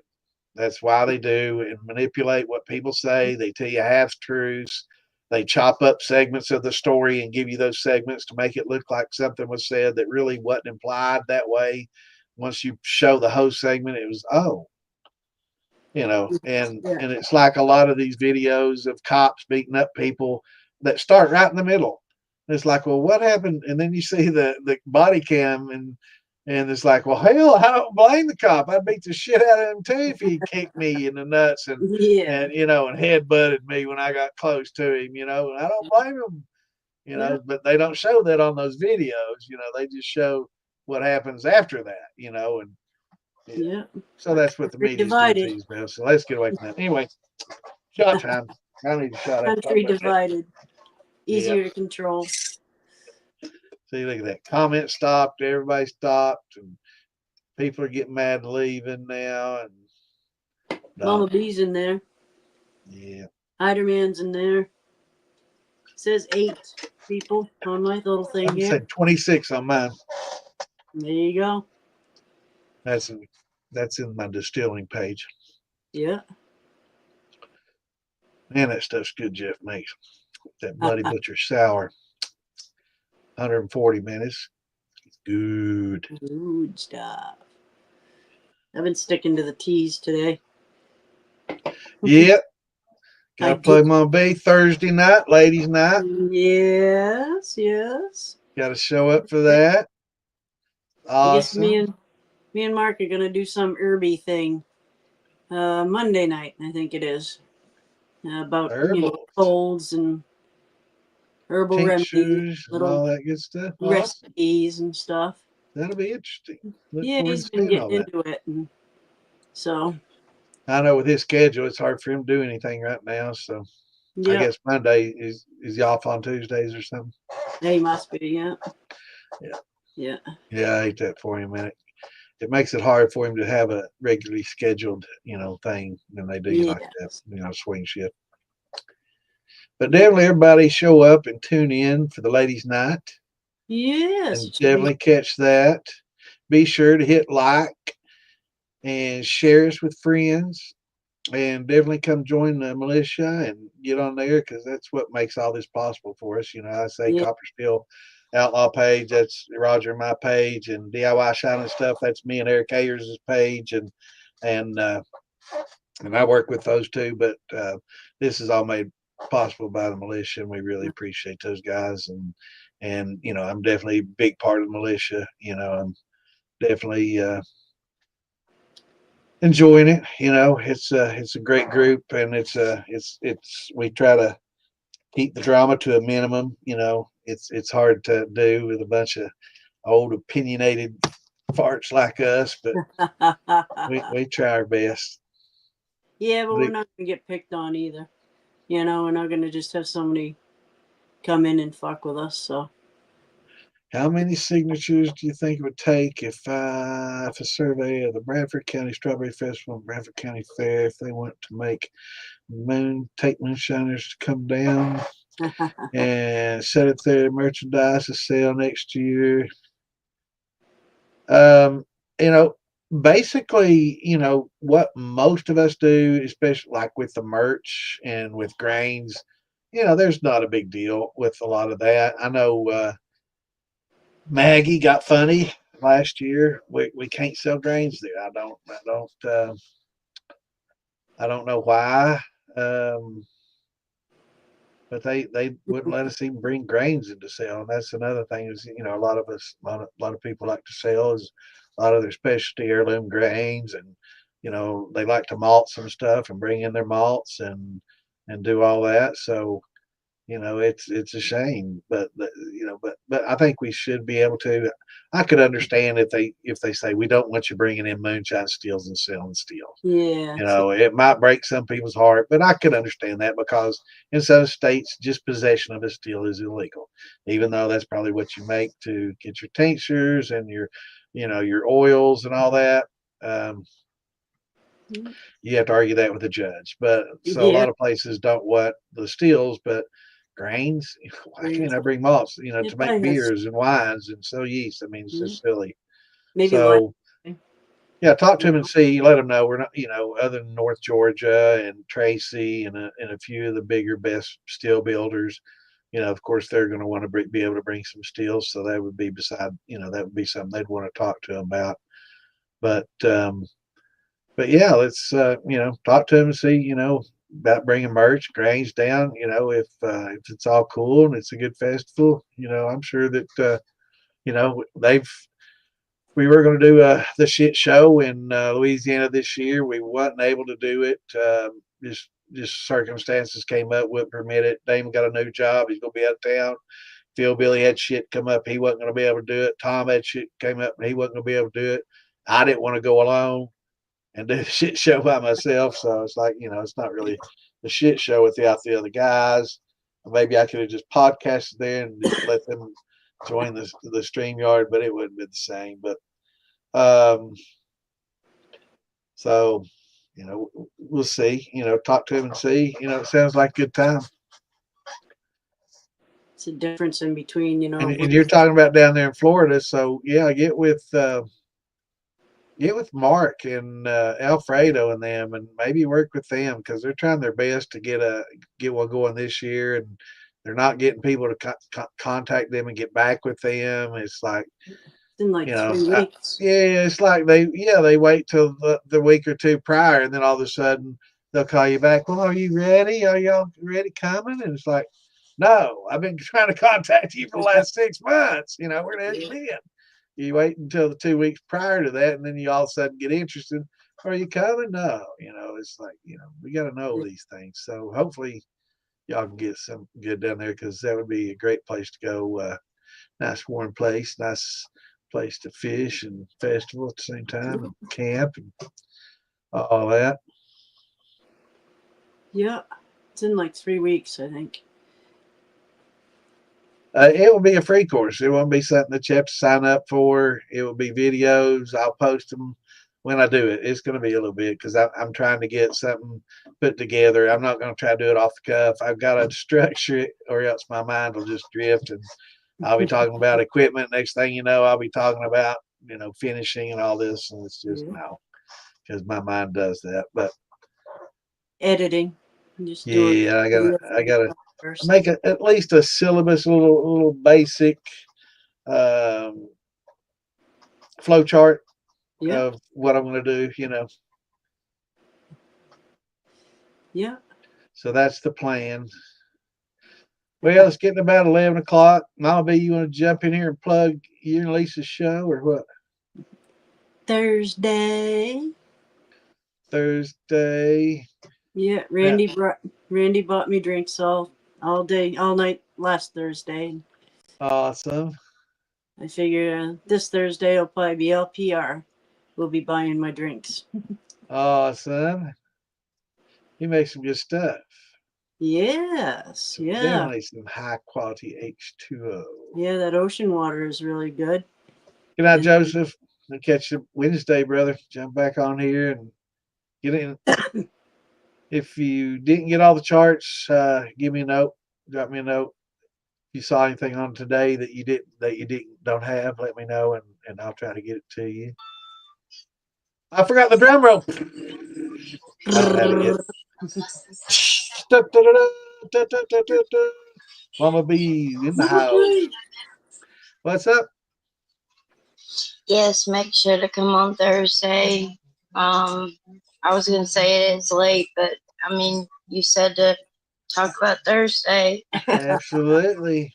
Yes. Ladies' night Thursday. Free drinks for the ladies. Woohoo! So Yes. Double up. Yep. Now, again, I might be a little late, but that's only because I have football practice. You play And football? No, Hunter does. God. I did play powder puff in high school. Did you? Mhm. Awesome. We used to play smear the. Yeah. Before Don't school. say it. We will get off. I did not. Facebook. No I hate went- speech. Oh my God, never.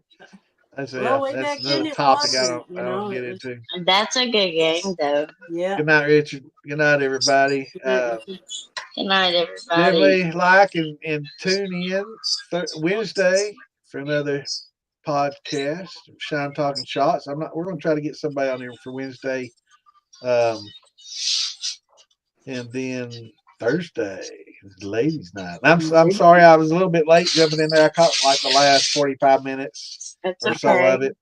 I had a honey-do list I had to get done. Did a bit of plumbing work around that I've been neglecting. That's what I'm working on right now. And I've still got to fix this damn Delta faucet or replace it. It was dripping, and I put in the new little washers with springs and all that. Replaced all that, and I'm still getting a drip. So I'm really pissed. I don't know if there's. What do you think you're getting it from? It has to be those springs that I'm talking about. The spring-loaded gaskets in there. Yeah. That has to be one of those, because it's coming from around those and dripping out. So I'm gonna have to take it back apart and see if one of those might have a little mark from the mold that's causing it not to seat real well, and polish the head off real good. No, that didn't sound right. No, Polish the knob, I know what you mean, though. I know. I know what you mean. It's just a round ball that goes in there and moves. The old reverse Yeah, JB. that's funny shit right there. Yes, sir. That's a classic me right there. I'm gonna pretend like I don't know what that is. Yep. Yeah. Mama B's blushing. But yeah, we've had fun, and it's good for us women to get to know each other. Yeah. And there's not a lot that the gals, there's a lot of gals that don't really get a chance to get on and get their say, and hell, they cook better than we do. So, You're right. We're drinking some mistake poaching, so there you go. Yeah, does the job, right? Well, it does. Right now, it does. All right. Well, it's 11 o'clock. Hope everybody had a good Saturday night. Thanks for sharing it with us. And I guess we'll see you guys Wednesday, and then Thursday. Yep. So y'all have a great weekend. Yeah. And we'll catch you on a few. Bye. Shine on, everybody. Love y'all. Good night. Good night. Night, Randy.